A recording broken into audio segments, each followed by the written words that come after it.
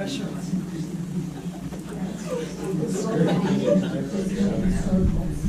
No pressure here, Jenna. No pressure. You two are married. For 29 years. Well, here you go. Hold on. Just hold on. I did. He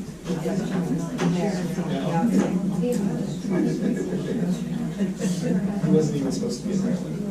Okay, it's there. Oh, she said it's on. Okay, thanks. Okay. I'll show you. I'll show you. Yeah, just cancel the program. Ready? All right, everybody. In compliance with the Open Public Meeting Act, this is a regular schedule. Excuse me, guys, we're starting the meeting. Excuse us. Hey guys, we're gonna get started. Thank you.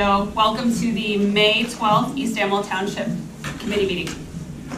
Pam? In compliance with the Open Public Meeting Act, this is a regular scheduled meeting pursuant to the resolution adopted on January 3rd, 2022. With the meeting notice published in the Hunterdon County Democrat issued January 13th, 2022. A copy of the agenda for this meeting was forwarded to the Hunterdon County Democrat, Times of Trenton, Star Ledger, Current News, posted on the bulletin board, Township website, and filed in the clerk's office on May 9th, 2022. Ms. Casper-Bloom? Here. Mr. Mills? Here. Mr. Ramsey? Ms. Ramsey, sorry. That's okay. Here. Mr. Wolf? Here. And Mr. Castellanos. Okay.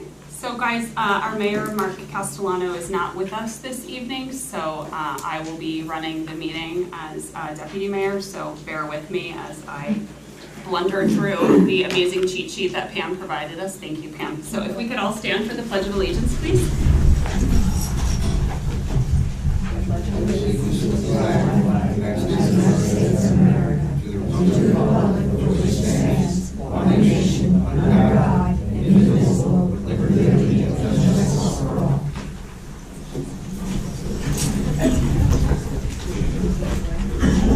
Okay, so we've got a pretty decently sized agenda, and we've got a great looking crowd here, so thank you for all showing up in attendance. We appreciate it. We have a few announcements that John, can you cover for us, please? Bring your lawn chairs and enjoy the music of these talented young musicians. The Ident a Shred at the Hunterdon County Complex, which is 314 Route 12, Flemington, will be held on June 4th from 8 a.m. to noon or until the trucks are full. Early voting begins Friday, June 3rd through Sunday, June 5th. Hours are Friday and Saturday from 10 a.m. to 8 p.m. and Sunday from 10 a.m. to 6 p.m. A registered Hunterdon County voter may vote at any early voting center. Primary election day will be held on Tuesday, June 7th from 6 a.m. to 8 p.m. All polls are located at the East Amwell Municipal Building.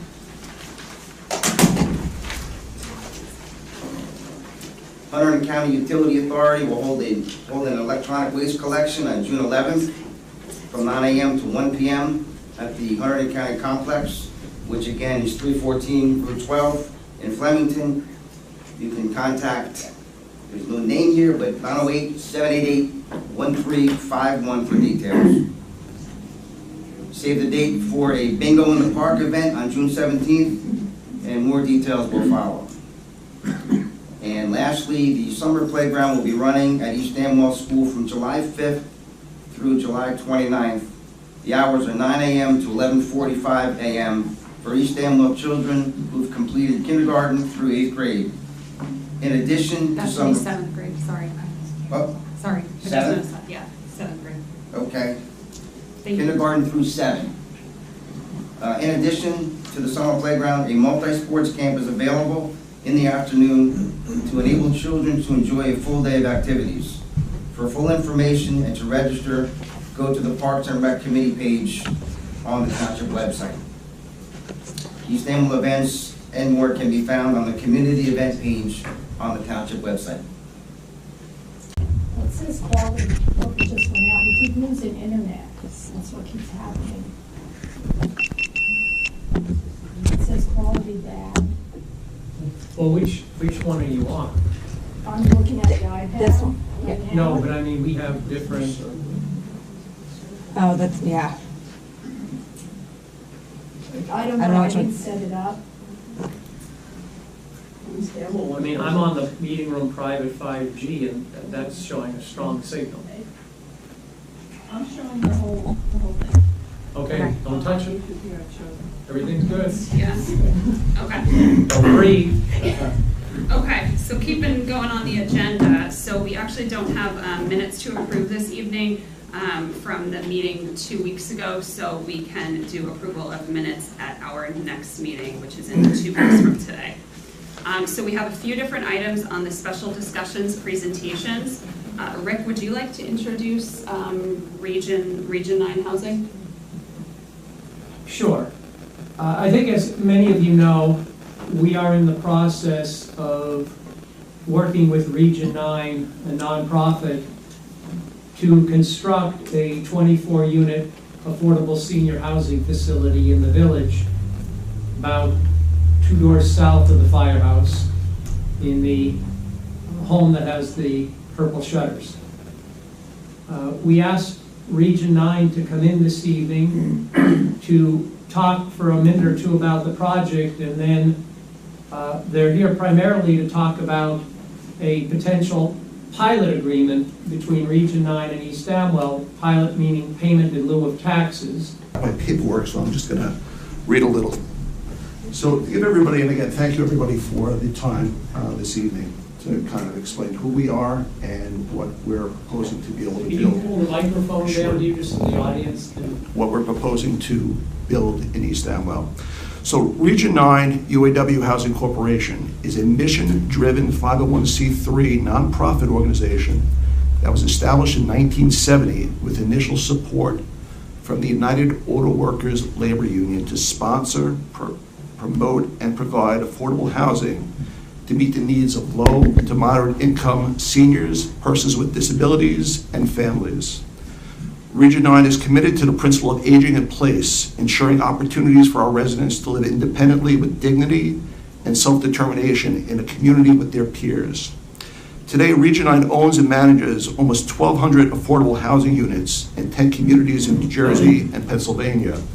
Our communities in New Jersey are in Hampton, actually off of 31, New Brunswick, North Brunswick, Perth Amboy, Jersey City, East Orange, Irvington, and Penns Grove. And then we also have 2 properties in Pennsylvania. We're in the midst right now also of doing some construction in upstate New York as well.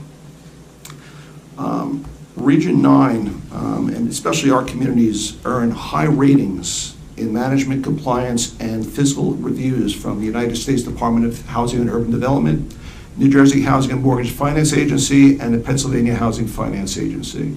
So a little background about Region 9. As Rick had mentioned, what we are proposing is a new 24-unit community in East Amwell. All 24 units will be 1-bedrooms. They'll average around 625 square feet for each apartment. The amenities that the seniors will have in the building will be a central laundry room, community room, on-site, management office, also on-site maintenance office and workshop, in addition to outside activities that we're going to have for the seniors. And especially a community room inside the building that they'll be able to use for functions and hopefully be able to bring some services in for the seniors in that respect.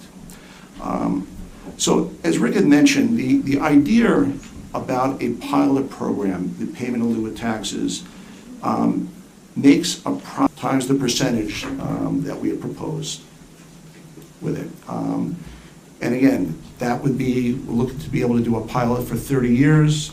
The first 15 years would be based off of the same percent that we're dealing with, the 3%. After that, the next 6 years would be either the greater of 3% of the gross sheltered rent or 20% taxes.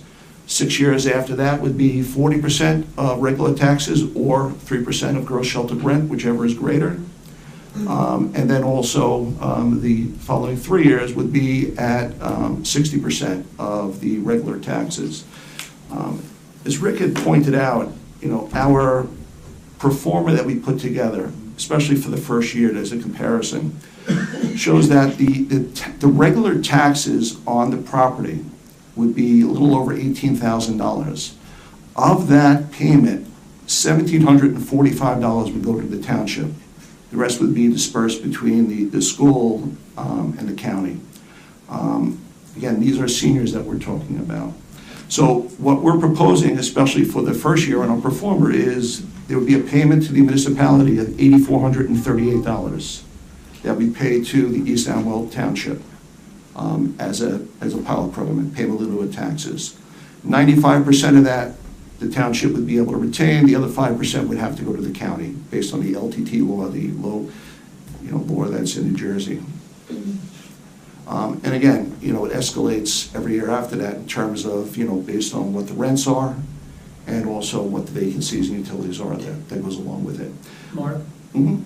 I just want to make one point so that the audience, can you all hear me?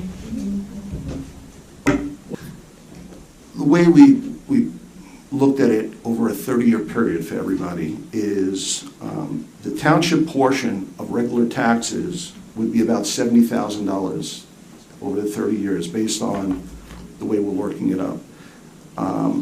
The pro forma for the pilot would be $397,000 compared to the $70,000 in terms of what the municipality would get. So, a $320,000 swing.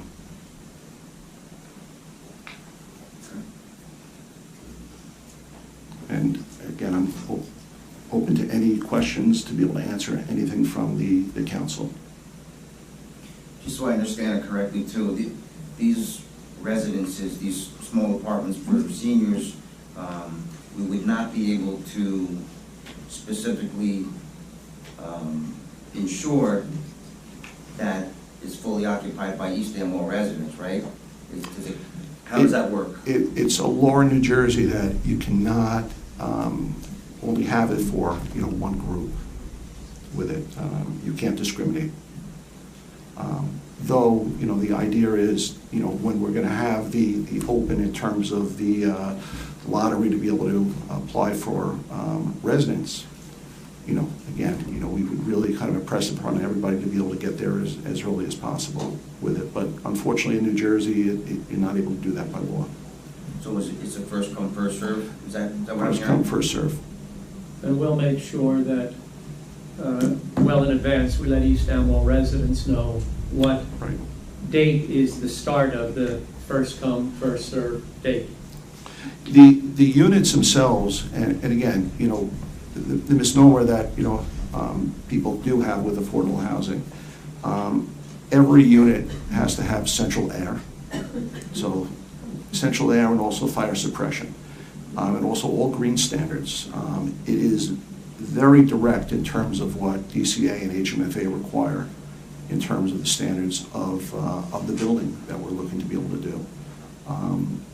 It's something that we're proud of. And as an example, we purchased the property in Hampton back in 2017, and at this point, we've now renovated it to a different level. Bathrooms, kitchens, doors, windows, flooring. It just changed everybody's demeanor in terms of it, and also the community space, parking lot. It just changed the way that people live, and that's who we are. We have that ability to be able to go in. We're a nonprofit, so we're mission driven, which is very critical for us, and we want to be able to be proud of where we are. We do not sell any of our properties. We are long-term stakeholders in the communities that we're in, and we'll continue remaining so.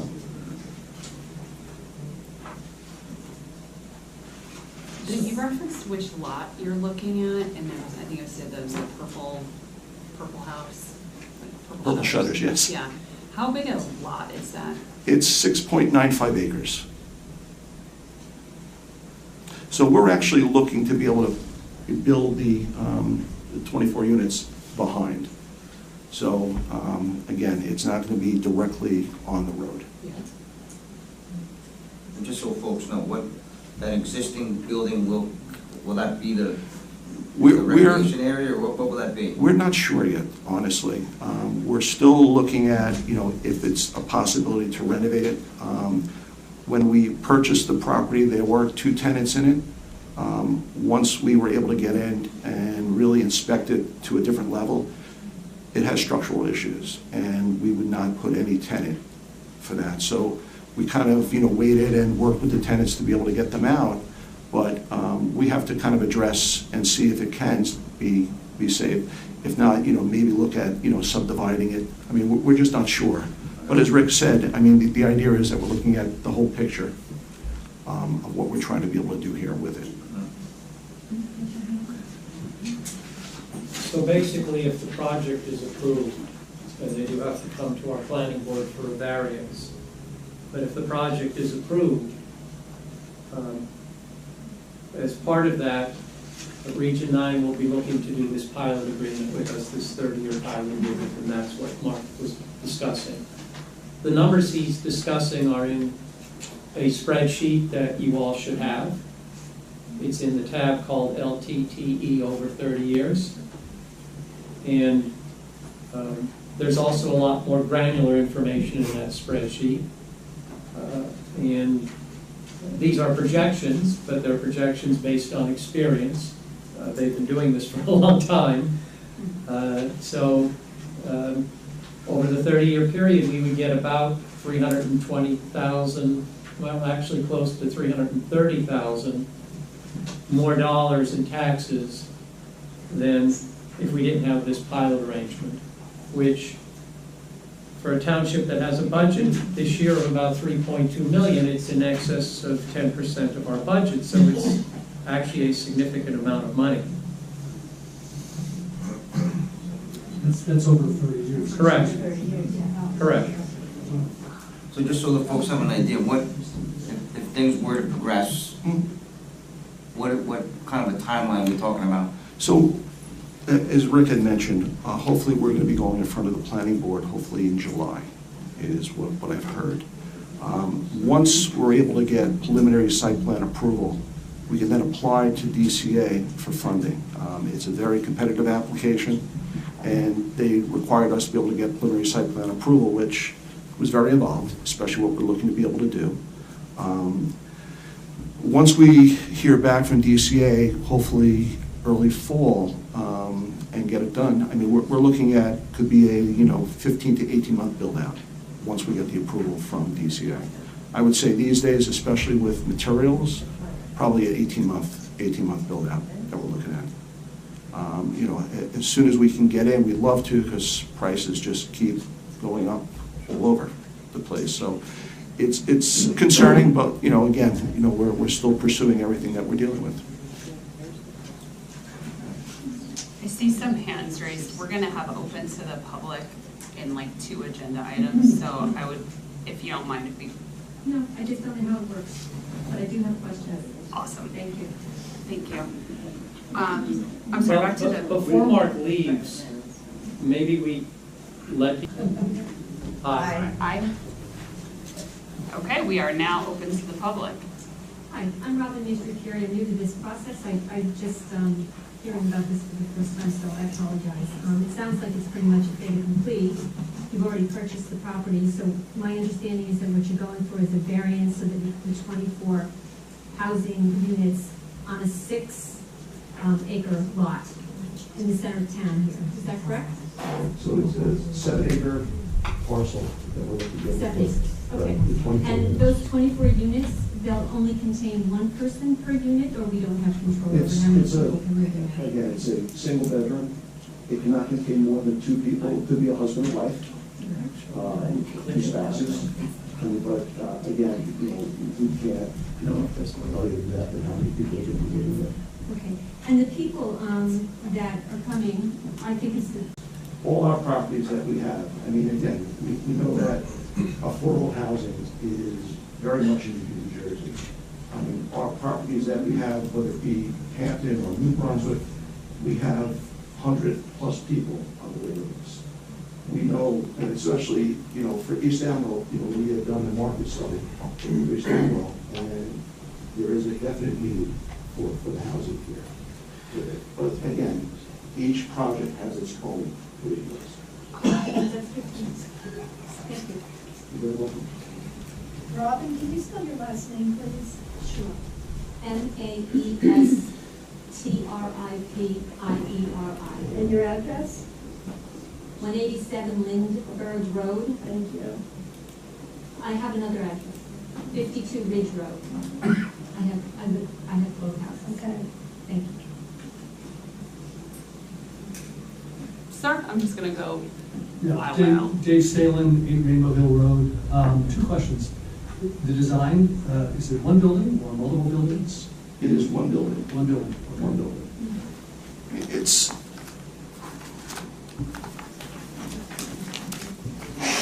I did not bring a big rendering with me.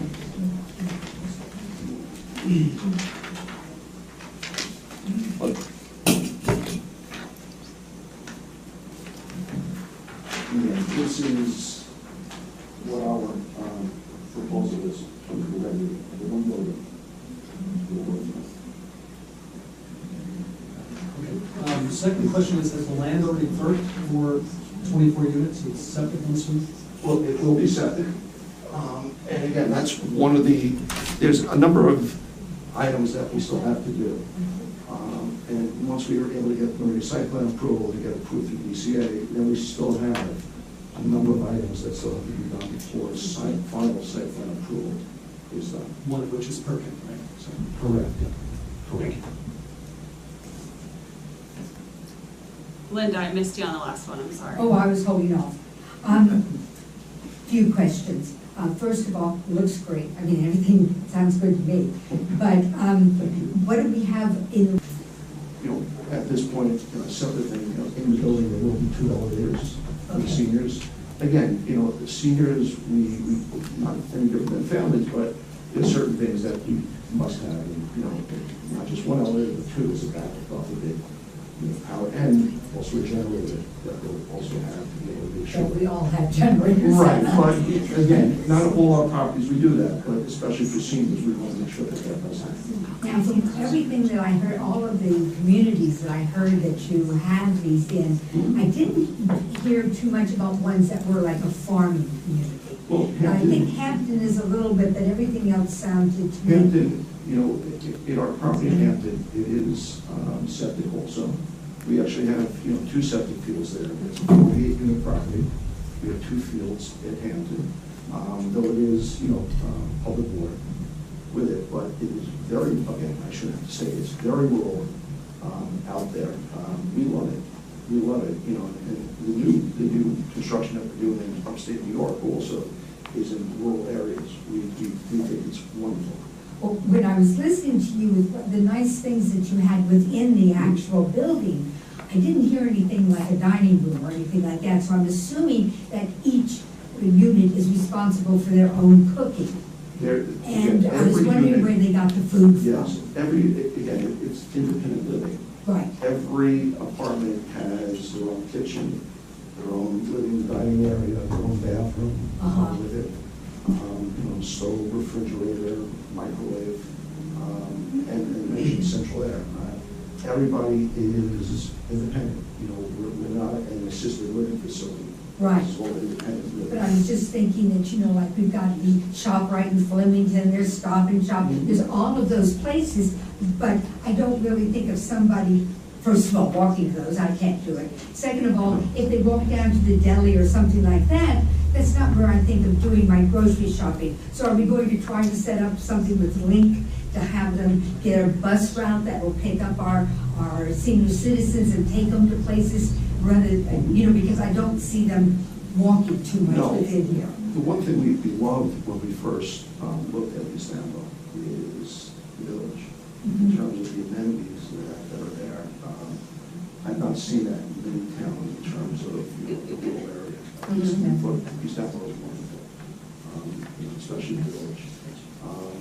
The apartments, we're dealing with, in New Jersey, anything that we be able to do for the seniors, the ones that don't drive, absolutely. And we will need to be able to arrange and figure out how to be able to make sure that, the shop like, down the street there. It's not down the As I street, said, yeah. down that way. But yes, right. I mean, the idea is that, they want to be independent, but we gotta also make sure that, That it can be. Yes. And I mean, it's great because you've got a post office nearby, you've got a Library. fantastic library, you've got, it's fun to walk around, you've got the Clauson Park, you've got all nice things, but You don't have to sell us. yeah, but I'm saying, I would be looking, how can I get to a grocery store? That would be something I would be concerned about. Do we have any concerns about the building and the fire department being able to handle a building that size? It was interesting. Somebody had asked us that, I think it was when we first started looking at the property. And we just proposed our experience. It's never been an issue for us. And, we looked especially at our Hampton property because it's so close and it's 48 units. Saying, is there anything that, picks up that we should know about? And we have not seen that. What does the Hampton property do for going to a grocery store? I would say the majority of the residents there have their own cars. Oh, okay. But also, they arrange to be able to do certain things. I mean, we also, again, Hampton's might be a little different, but, we also, at times, work with food bank for food in. I mean, there's a lot of things. Well, what do we need in the way of parking spaces then for this So 24 unit? we're actually proposing 36 parking spots. Okay. 24. Our history, our experience is it's usually one car per apartment. It usually ends up being, one or, with a one bedroom, everybody always uses 1.5 as, as the full-time resident. But, our feeling is, and especially with the traffic study and everything we have done, is one is more than sufficient. That's why we did 36. Okay. To have the 1.5. Okay. Is there anything that we as East Amwell, other than getting all of this back to us in the way of taxes, is there anything that we have to do for you? In other words, we don't have to do the septic, we don't have to do the water, we don't have to do any of those things, you're doing it all. So we can just reap the rewards? Hopefully, it will be that we continue being better neighbors than we are now. I don't want to say we're here every day, because the house, we don't have it rented out. But, we will be on site, part-time in terms of our managing and our maintenance. And we want to, grow. Our idea is, not just here, but we love Hunterdon County. We love Sussex County. We want to be able to develop more in the rural areas, as I mentioned, especially what we're doing in upstate New York. We love it. There are challenges, of course, with the rural area, but we think it's wonderful. We think it's a different tactic for us to be able to take, rather than the ones that we've done in the past in terms of New Brunswick and Jersey City and Perth Amboy. We love it here. And, just the conversations that we've had, we think it's great. Again, the community here can't be more welcoming than it has been in terms of it. And, the idea is, we want to be very open with everybody. The one thing that I always, tout in terms of any presentations we make is we're an open book, nothing secret. It's nice to be a mission-driven nonprofit that is able to develop, and we just want to be good neighbors and be able to contribute to the municipality. And a really far-fetched one, do you allow pets and do you know what it's like to live in a farm area? We do allow.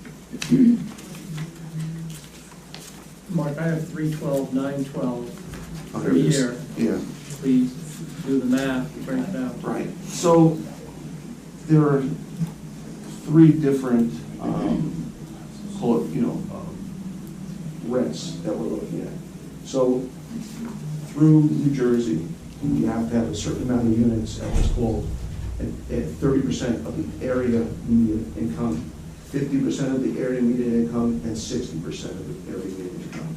So after utility allowance, the net rent For 4 of the units would be $586 a month. For 8 of the units would be $1,048 a month.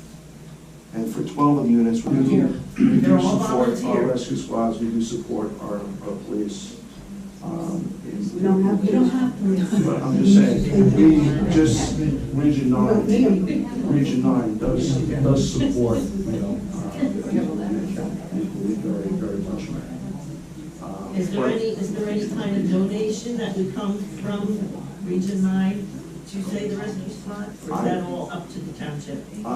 Again, I think it's too preliminary to be able to even have that discussion now with it. I think that's something that we can always talk about after.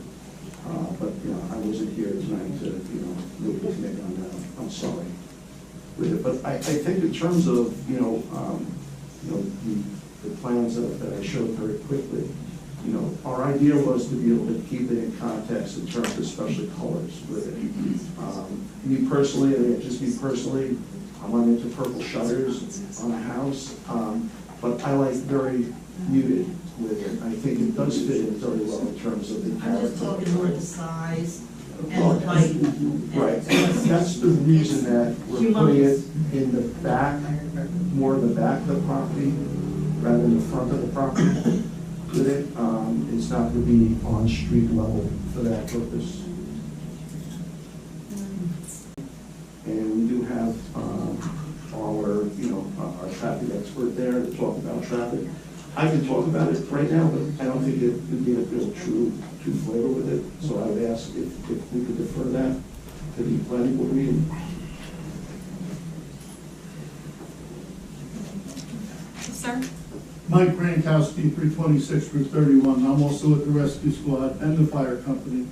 With the rents, is there also a common area fee that is charged? No. No? That's all, thank you. Yes, sir, in the back?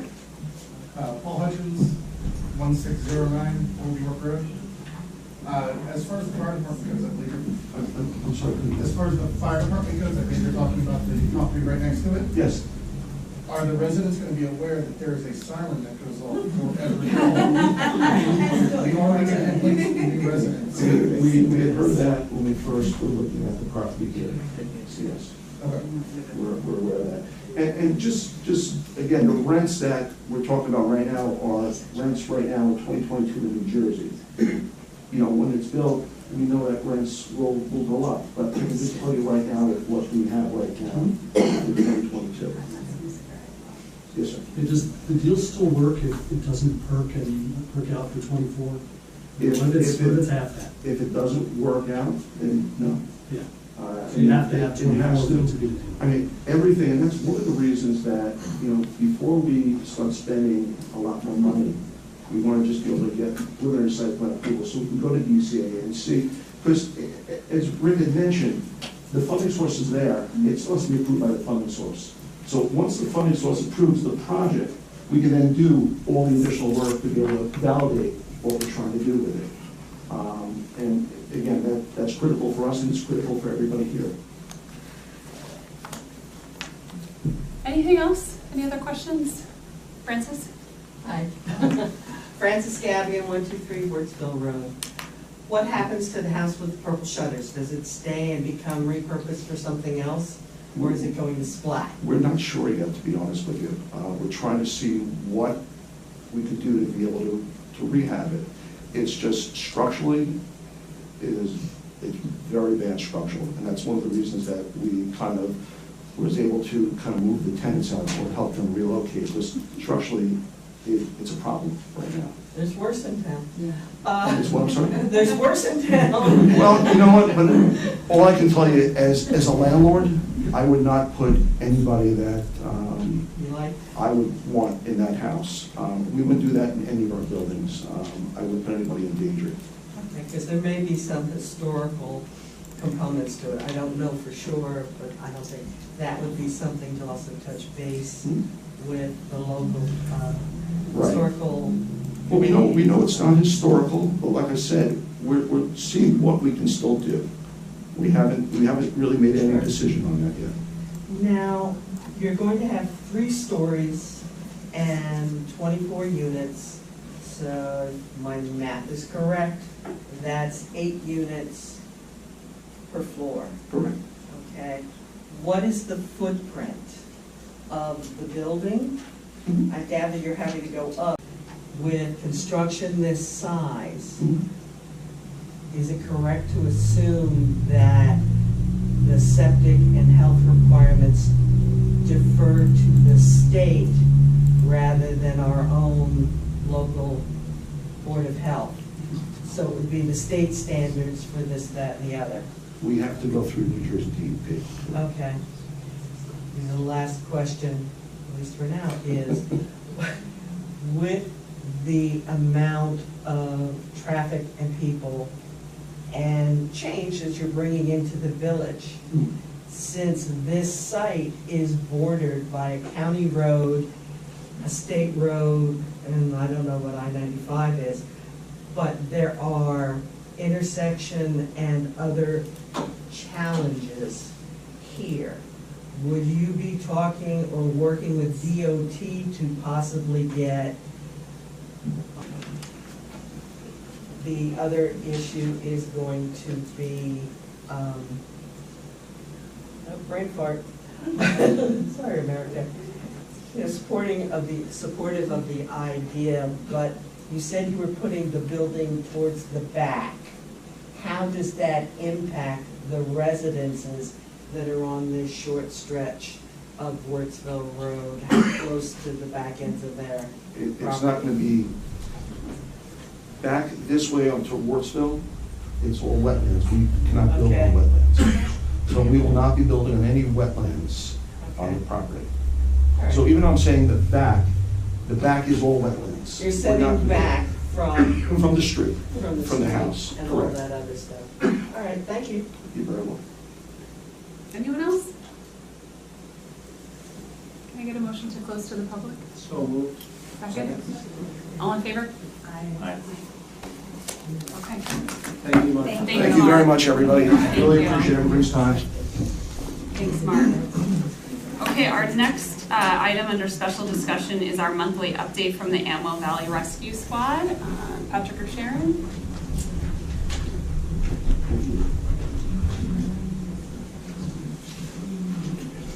Thank you. A lot of exciting things going on this month. It is our 65th year of service this month. I believe we took it back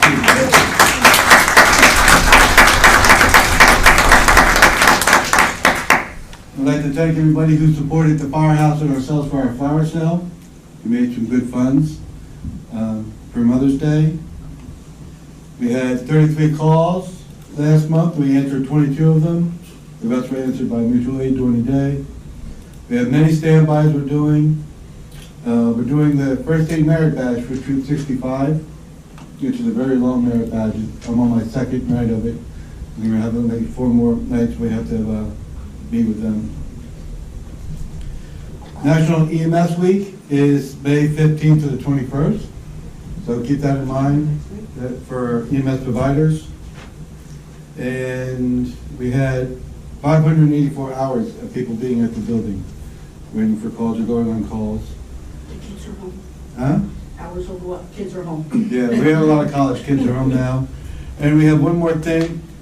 Paul and Troy, we bought a new device we want to show off to you.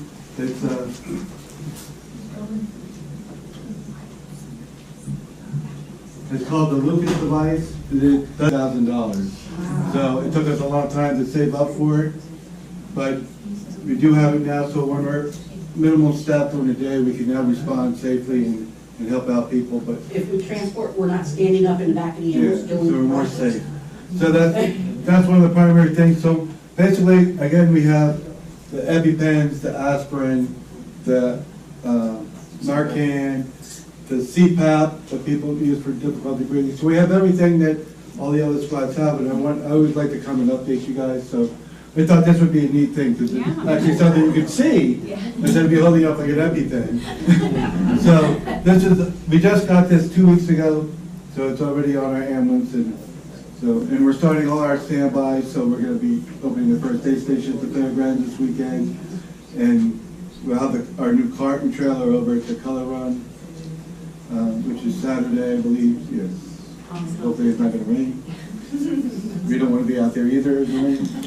So, thank you guys very much.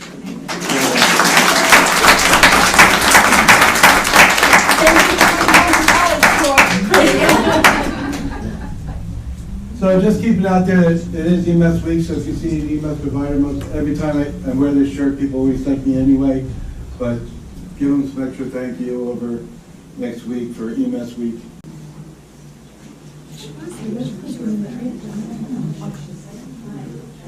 So guys, we, as we was deferred from the last meeting, right, we really wanted Carolyn here to discuss the proposed changes. Pardon? She's not there. She's not? Thank you.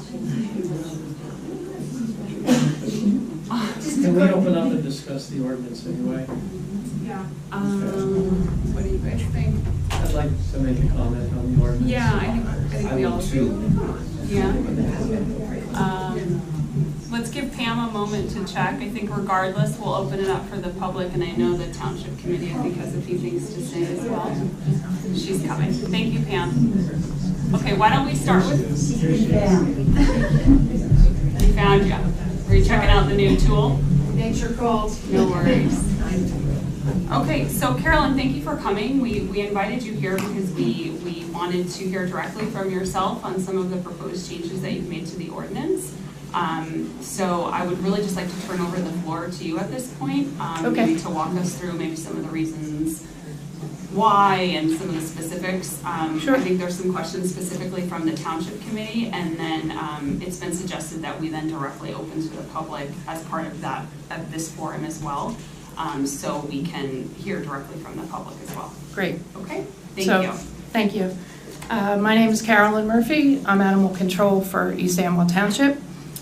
And I want to say the need or the potential need for updated ordinances started back in July of 2020. I ran into a couple different incidents that were in excess, so to speak, that was creating a public safety hazard and definitely not benefiting the welfare of the animals. So I reached out to our clerk and also at the time Mayor Wolf to say, you know, is there a way that we can take a look at new ordinances or possibly update our existing ordinances? Because what I saw, the last ordinances were 1979. Times have changed. And then COVID, you know, got in the way of everything. So initially when I presented it, Mayor Wolf at the time asked for suggestions. So I gathered the state laws and local ordinances from other towns similar to East Amwell with a lot of farms. And I sent my suggestions. But again, you know, I know we had COVID, a lot of other stuff going on. Things got put on hold. So this time around when it came to present it, and that's why I apologize, because I didn't write those ordinances. I thought we were still submitting the same that I did back in 2020 to kind of get some feedback, input from residents and the, you know, committee members to like help both sides. The people that are calling with these complaints all the time that we can't do anything for, and then those that are in excess of, you know, not you know, minding or tending to their animals. So that's when I submitted it, not knowing that that was, or you guys thinking that this was the final, you know. So I didn't write any of it. I kind of just pulled things together to try to get some ideas and thoughts that, you know, I could present with the hopes of getting feedback, you know, but also in hopes to do more, you know, that will benefit East Amwell. So that was when it all started. So I don't know if you want me to, you know, go through. I can give a little explanation on all the ordinances that I did submit, maybe to give some clarification to the community and you guys. You know, some of the changes, I've heard, you know, people think I'm writing these ordinances to, you know, be brought to the town, but I don't think people understand that most of these ordinances are already state laws that are in place. The benefit of bringing them to local ordinances is the town gets the money, not the state. And also the fines are less than if you write a state, you know, law. So, excuse me, so it's just a matter of trying to bring them to a local ordinance. And yes, some have minor changes where you want to, you know, add a cat in there instead of, because everything just refers to dogs. So I did go through, you know, for example, the running at large, which is the 53-2. That specifically, I included farm animals for the very reason of 19 calls involving farm animals roaming at large on public streets, private property. The animals involved were goats, horses, and cows, all by the same resident. The state police responded to assist with the horses and cows, causing public safety hazard on the main roads. 10 calls were in the evenings when it was dark. So they had 21 horses going down the road, and this was almost an every night event. And it came down to they needed to fix their fence, and they wouldn't fix their fence. So, you know, we can't write a running at large unless it's just for a dog. So the concern there, obviously, is the calls where people were coming down the road and they're, you know, afraid they're going to hit these horses. They don't see them because they're higher than the headlights on the cars. You know, so I think it's self-explanatory, but, you know, I don't think the police should have to be responding to control traffic, you know, to get these animals out of the road. I mean, that's what taxpayer dollars, I guess, are going to in East Amwell. You know, some of the other ones are, I'm sorry. The 19 calls were all for the same. Correct. Okay. Okay. Yep. Correct. And ultimately, it ended up filing an official complaint against Department of Ag, who came out, and there was a lot of extensive things that they needed to address. Occasionally, the animals, they still get out. They don't, I think they believe they should be free and not penned up. But, you know, there's nothing that an animal control officer can do. So, and I'm not looking to create ordinances to enforce because somebody's horse got out. You know, I'm talking about in excess. This is, if somebody were to hit these horses, you're going to end up with somebody, you know, probably dying in a vehicle accident. And we did have I did just happen to find that somebody hit a cow on Cider Mill Road in East Amwell. And they said basically if you can get it moved under the animal section. So I was just supplying something that gave a little bit more detail. So it's currently in we do have a nuisance ordinance already, which does apply to all of the things mentioned in here. It's just not as detailed. So we're not really creating anything new.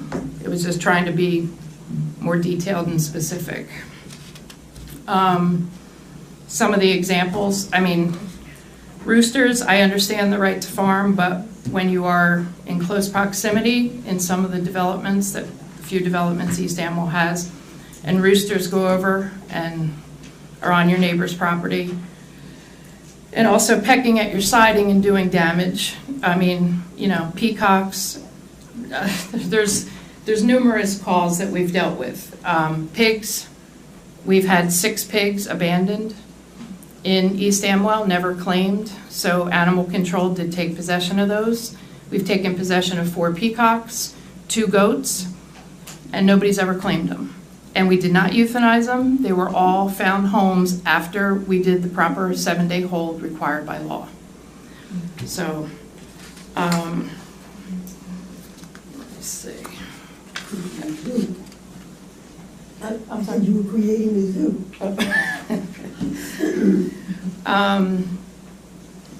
The 3-4, which is impoundment, notice of seizure, about animal control, entering a property. This is already a state law, and it's really just asking for it to be, moved to a local ordinance. It's not creating anything new. Animal control does have the right to enter a property if they are pursuing dogs, chasing, we have, and this one was where I just wanted to add cats, because we've had cats struck by vehicles. People call them and say, I struck a cat, it ran off. If we go to a house and somebody's not home, we want to go there and we want to look for that cat that's injured. We don't want to be told we can't go on the property and help, So it's just trying to, cover an ordinance so we have the ability to continue to help all the animals in East Amwell, not just dogs, which a lot of it is geared to.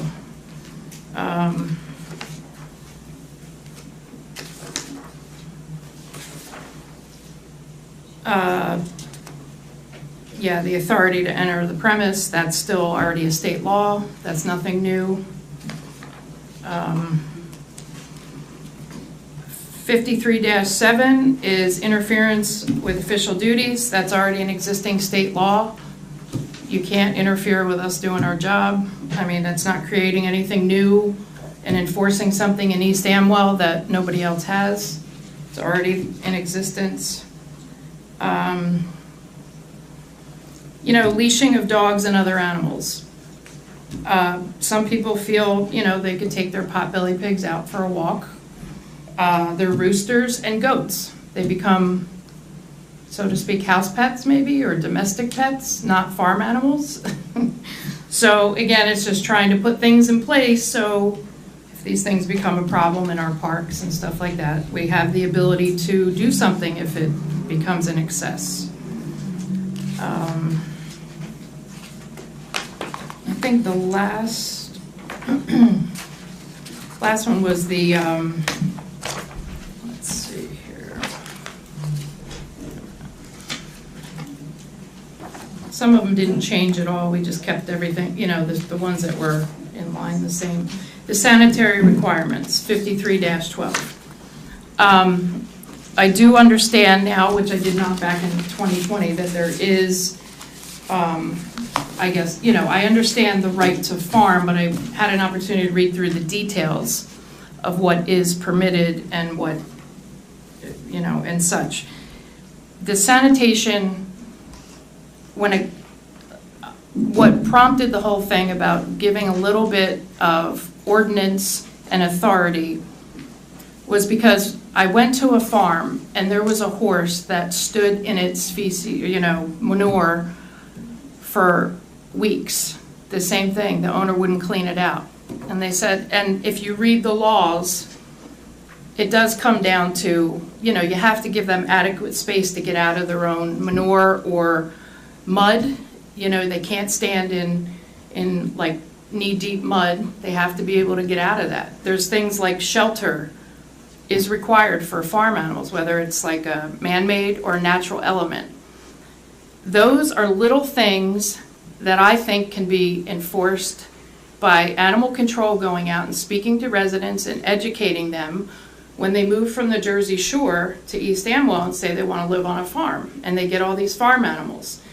I don't think, because right now the way things have to be handled when it comes down to anything with farm animals is if we get a call, we respond, and then I try to take the initiative and work with people, help them with fencing, anything. Just try to, have a conversation with them, explain to them to make a better situation for their animals. There's other animal control companies or services that don't get involved at all. They won't even go out and look at it. Because what you need to do is if you go out and look right now, and if you can't enforce anything or have any authority to do anything, you have to fill out an official complaint to the Department of Agriculture, which goes to the state, and then one of the 3 state vets will come out. And when they come out, they don't just look at that fenced-in property, they are going to assess your whole farm. So if residents feel more comfortable with that, I have no problem with that. But if it's something as simple as fixing a fence or a chicken pen, because your neighbor's kid is constantly stepping in, you know, the matter of the chickens, if it can be resolved at a local level without having Department of Ag come in, then I just think it's more beneficial. I mean, and I'm not saying just issue ordinance, issue summonses. I'm simply saying put things in place, you know, or I don't mind filling out a long form and an official written complaint for every agricultural, you know, farm animal call I get, as long as people aren't going to say, why did you report me to, you know, Department of Ag? So there's 3 vets in the whole state.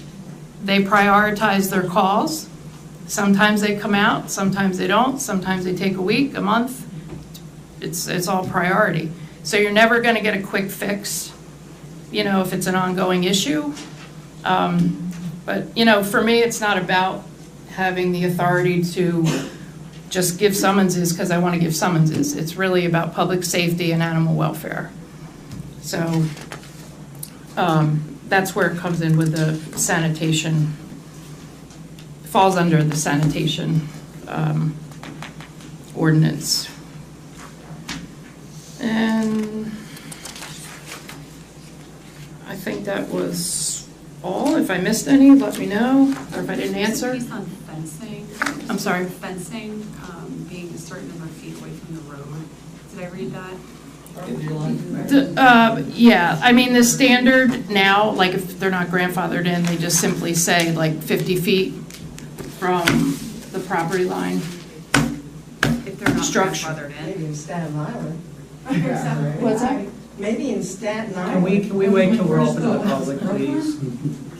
Carolyn, I'm sorry, so Yeah, if they're so- grandfathered in.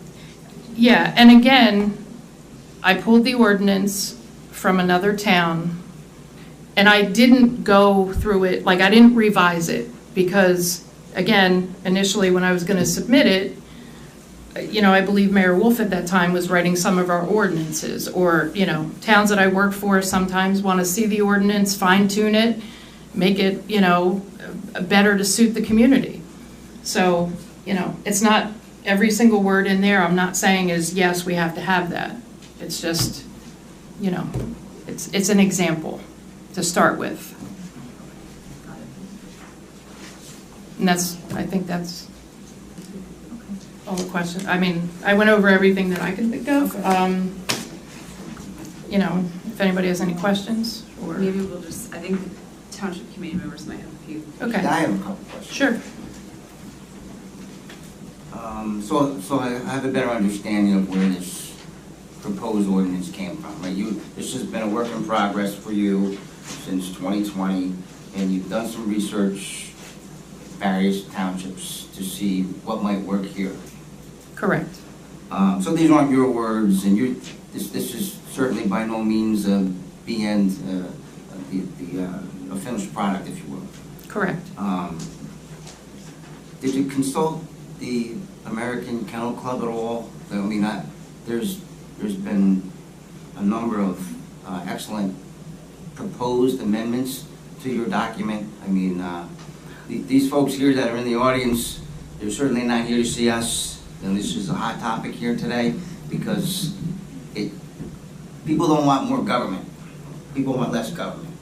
People come out to this community because they want to be left alone. They want the space. They want, you know, I can completely understand your point where you go to one house and you got 19 horses, but we don't have to rewrite ordinances for 1 or 2 isolated incidents. I understand that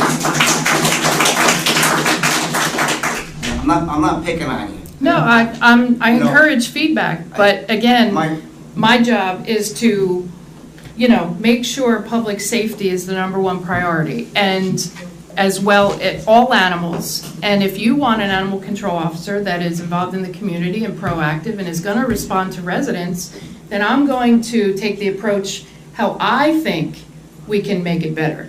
But again, I am looking for feedback. I am looking for ways to resolve it. If you feel no enforcement in East Amwell is the answer, you know, that's up to you, Well, you know? I'm sure if we dig down, there's some changes we can make. But I gotta tell you, my roots are Jersey City, right? I grew up in Middlesex County. I'd rather smell manure than gasoline, and, you know what I mean? And there's no alarms going off all night. But people really love this community because of the openness. And the other day I read something, somebody was late for school because there was a donkey crossing the road. Like, that's pretty cool, right? I mean, They were late for pickup.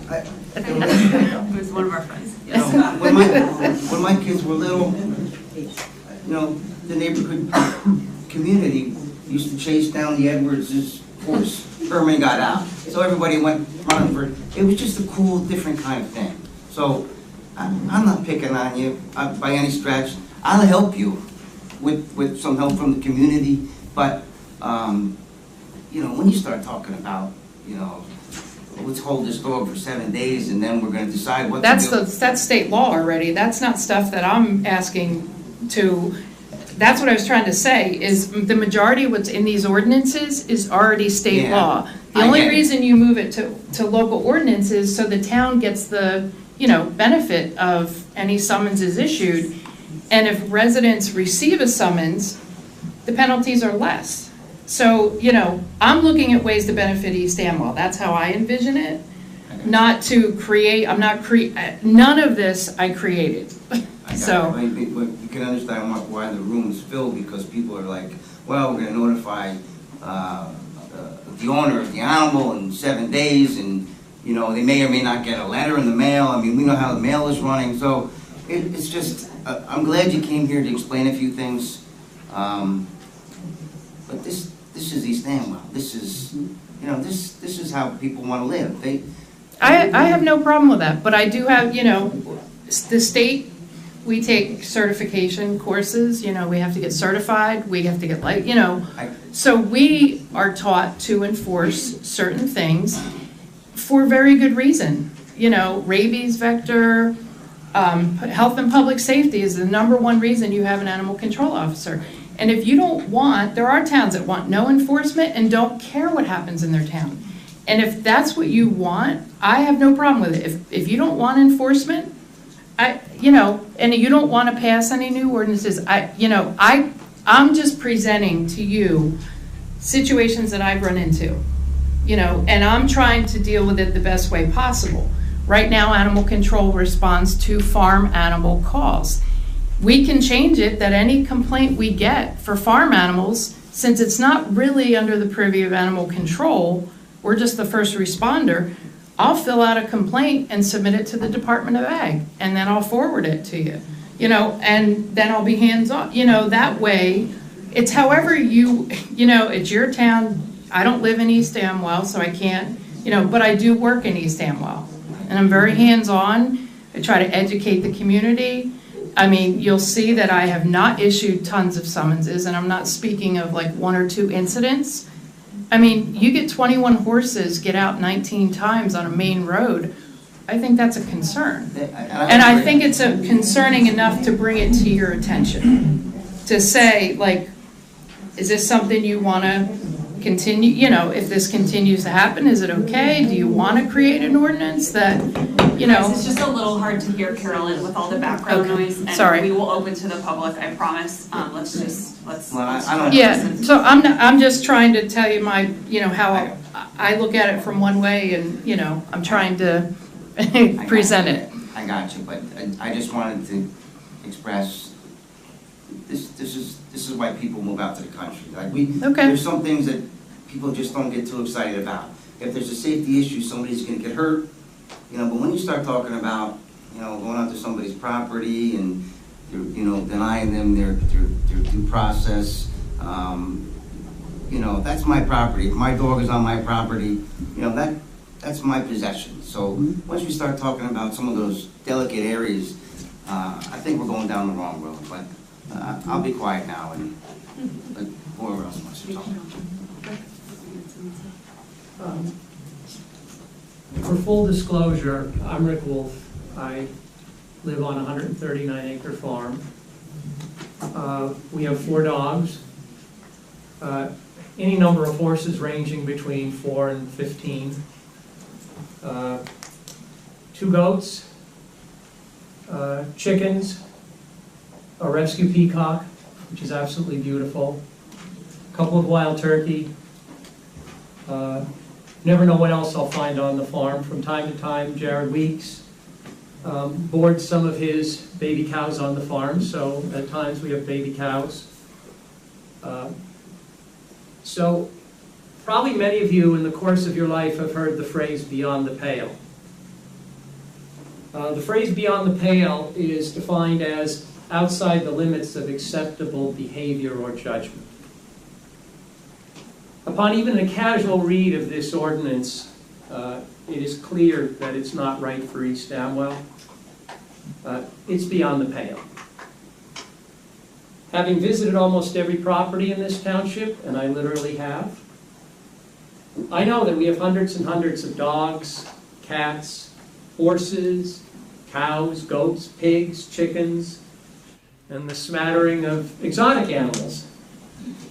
To say that if they get loose, the owner runs the risk of being fined a significant amount, or worse yet, having the animal killed, is beyond the pale. To say that any feral cat that strays off premises can be destroyed is beyond the pale. That's what feral cats do. To say that we should limit dog leashes to 6 feet in a rural community is beyond the pale. To say that you can't bring your dog into any public building is beyond the pale. To say that all facilities related to animals must be at least 50 feet from the lot line, or a main building in a rural community like East Amwell, is beyond the pale.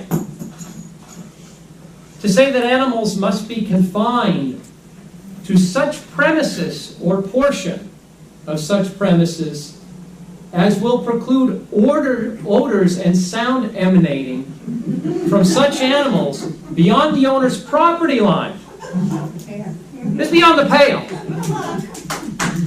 I'm going to have a neighbor complaining about my cows mooing? I mean, come on. Beyond the pale.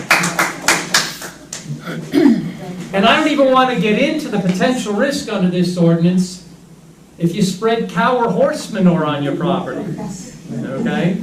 Which, by the way, 2 weeks ago we had over 150,000 gallons of liquid cow manure spread on our farm, which to me is much better than artificial fertilizer.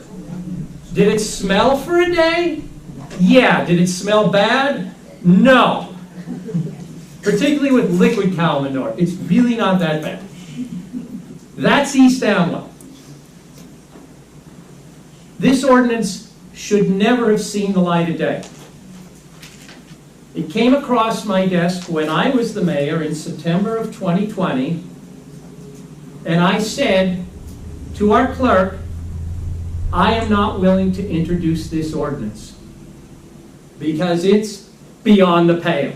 That would have been great if you relayed that to me. I relayed it to my clerk. Okay, well, never made it to me because I have the email right here. I am not willing to introduce this ordinance.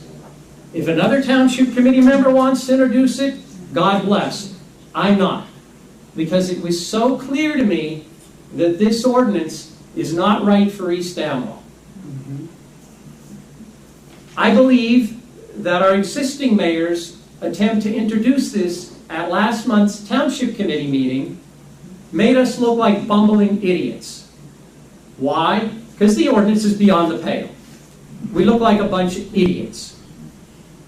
The fact that we have received, since this last meeting, numerous emails, well-written, well-reasoned emails from residents, from the AKC, from others, speaking out without exception against this ordinance, Not one email in support of it. I don't know if any of you got an email in support of it. I haven't received one in support of it.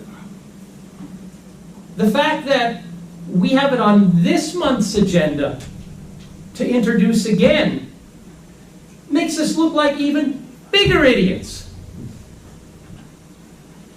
I can't believe this is on this month's ordinance.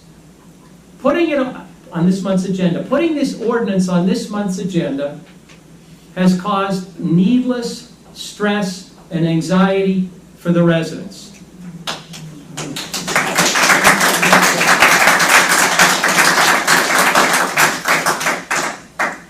I served as mayor here for 3 terms. I can tell you, mayor is not just a title.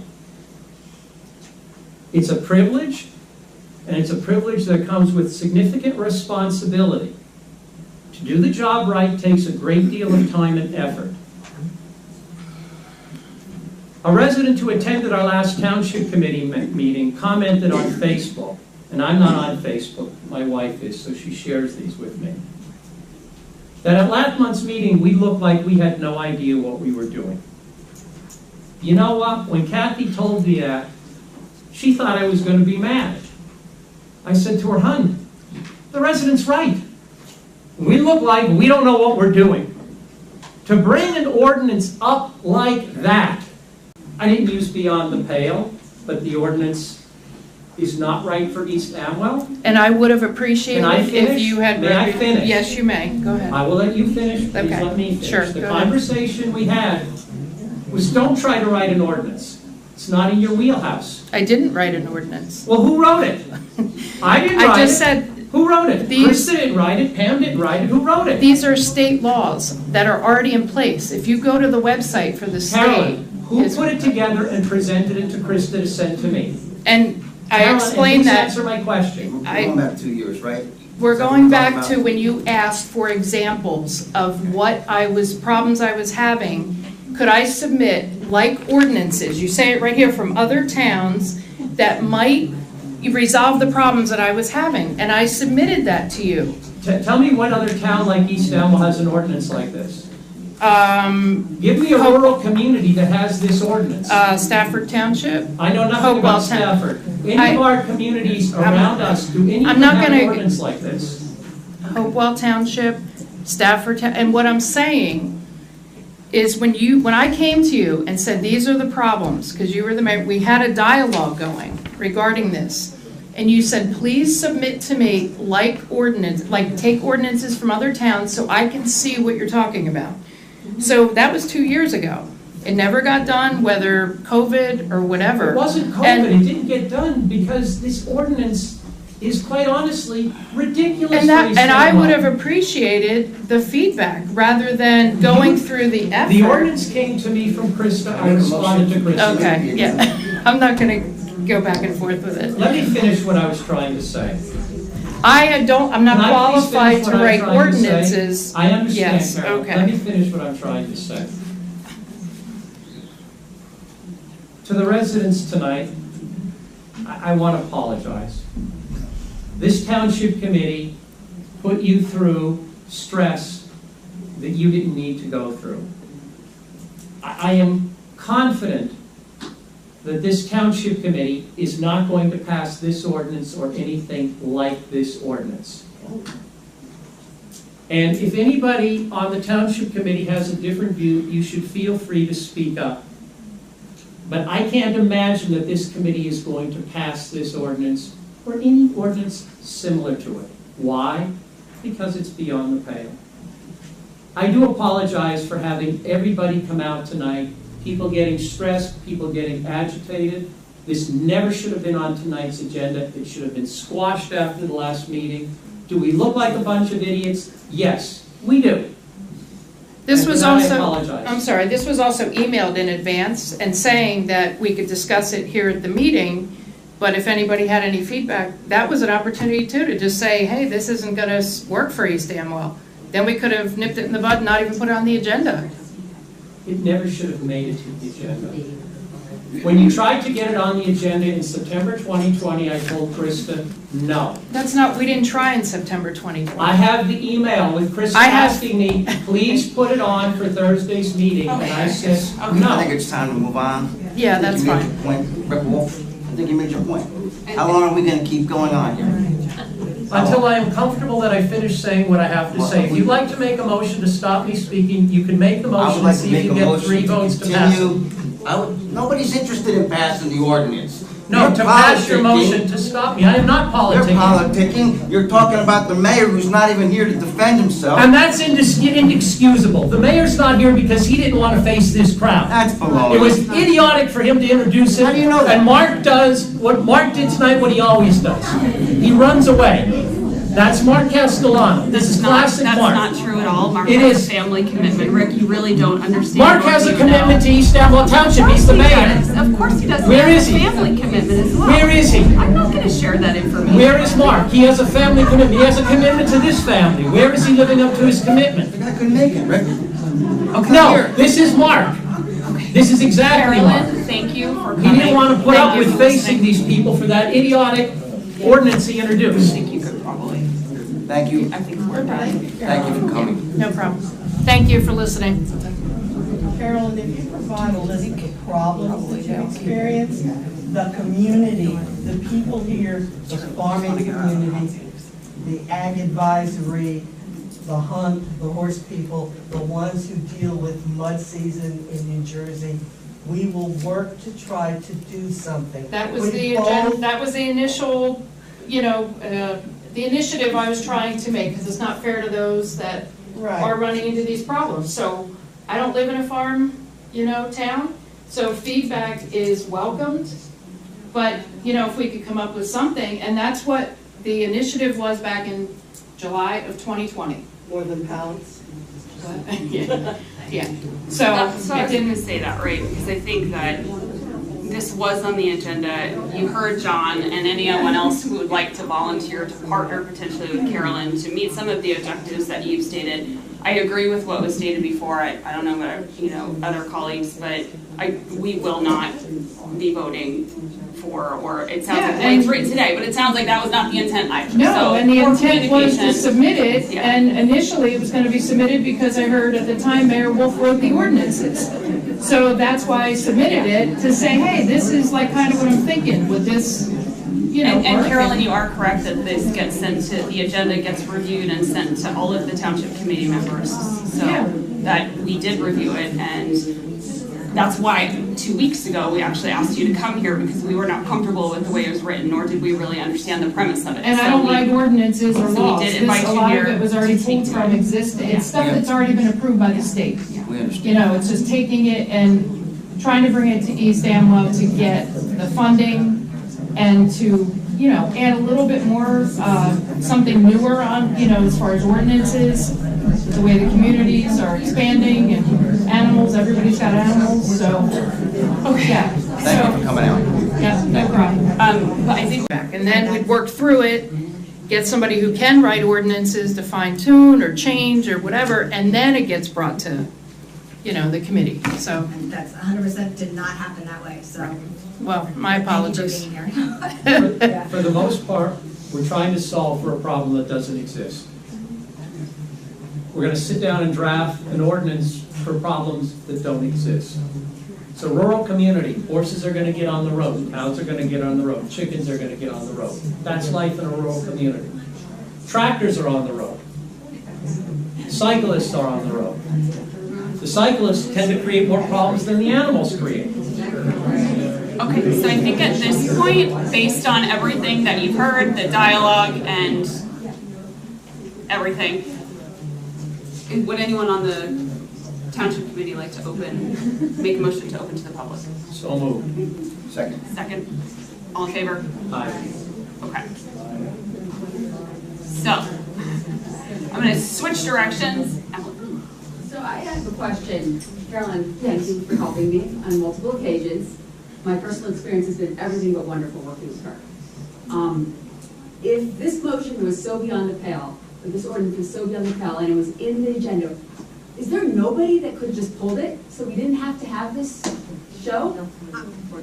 I mean, I'm serious. I think this is, personally, I was against much of what I read, but I'm even more against how we treated her. I agree. It's not. It's offensive how we treated her. And if she's telling us that half of this stuff is New Jersey state law, then we are in the wrong place to yell about this. So I would ask that we treat her with respect, and that we figure out a way to find out what her concerns are, and we come back and we have a dialogue like human beings, and we're respectful to each other. That's all. Thank you.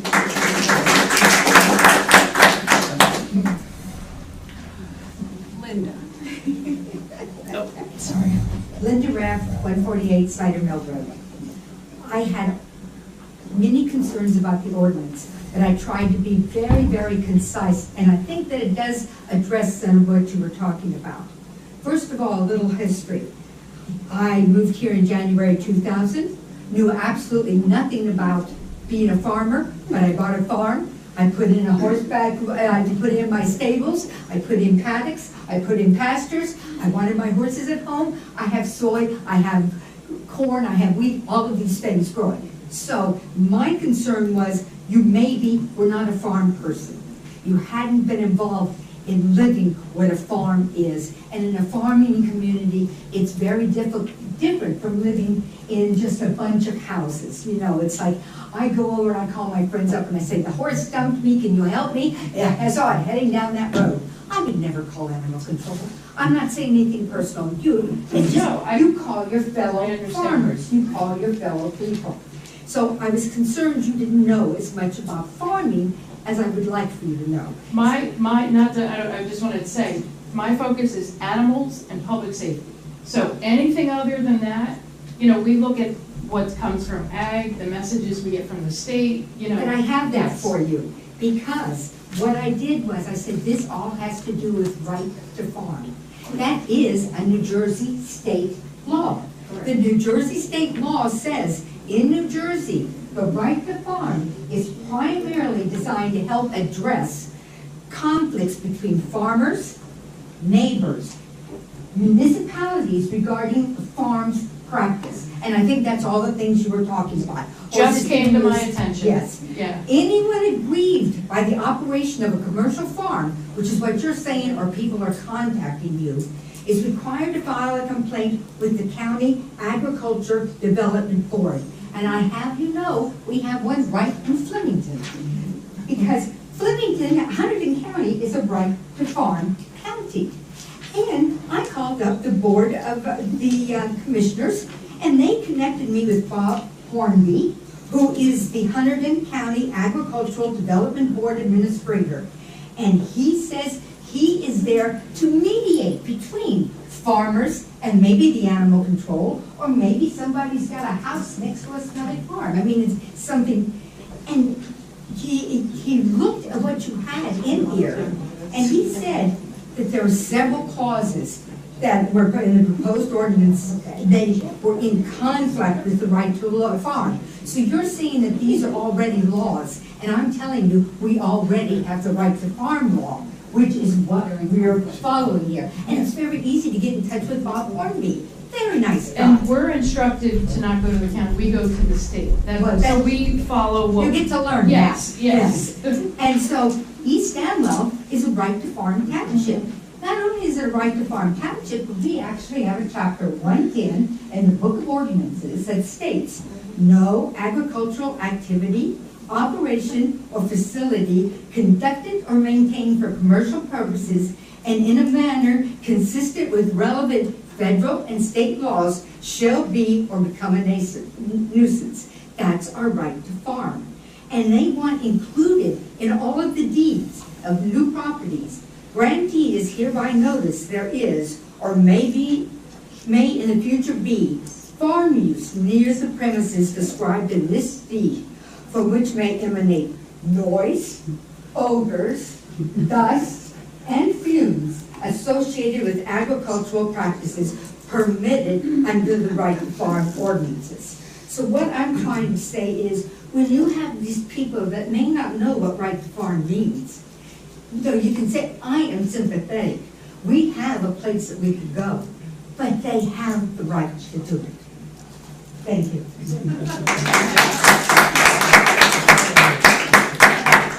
Janelle Detzel, 231 Worsville Road.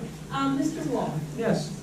I'm just a little confused. You said you knew about this, this came across your desk at one point? In Before COVID? September 2020. Then why didn't you shut it down? I did. I don't understand why we're all here tonight. I don't either. I did shut it down. But I feel like you're playing politics tonight, blaming Mr. Castellano. I think your speech was a little overdramatic. I really feel like you were playing politics. That's my opinion. Caroline, I have dealt with you. A couple good, couple bad, you know, but you're doing your job. I get it. We had an incident where one of my boarders said we weren't watering the horses, I don't know if you remember, which was obviously untrue. But I understand you had to come and inspect. The only thing that I didn't like was that you have the right to enter property. That I find a little, I don't like that when people on zoning do that, you know, come on your property and do an inspection. I would rather have an appointment. That part I didn't like. We've had a couple animal bites, you know. I found you very good to work with. I wasn't, you know, bothered by anything. You're just doing your job. Thank you. Francis. Okay. Francis Gavigan, 123 Worsville Road. I've known you for years, Carolyn. I think what happens is we each have a wheelhouse. There's a former wheelhouse, there's a pet, there's a city Poison wheelhouse, and then there's the narrow constraints of animal control and the ASPCA and whatever. And then there's the bullshit wheelhouse, which we have seen tonight. You got here because of miscommunication going back 2 years through a clerk who's no longer here and hasn't been here pretty much at all this year. I think in the beginning of April would have been out 30 times, is now apparently gone. Poor Pam, poor other people are taking up the slack, and it's, if anybody's here from the military, a bit of a Charlie Foxtrot. And they're trying to deal with the New Jersey laws to try to fix a problem they inherited. This should never have seen the light of day. Last time there was the meeting, it was like they expected you here. I don't know who was supposed to have been calling you, probably Kristen, but I don't know. It doesn't matter.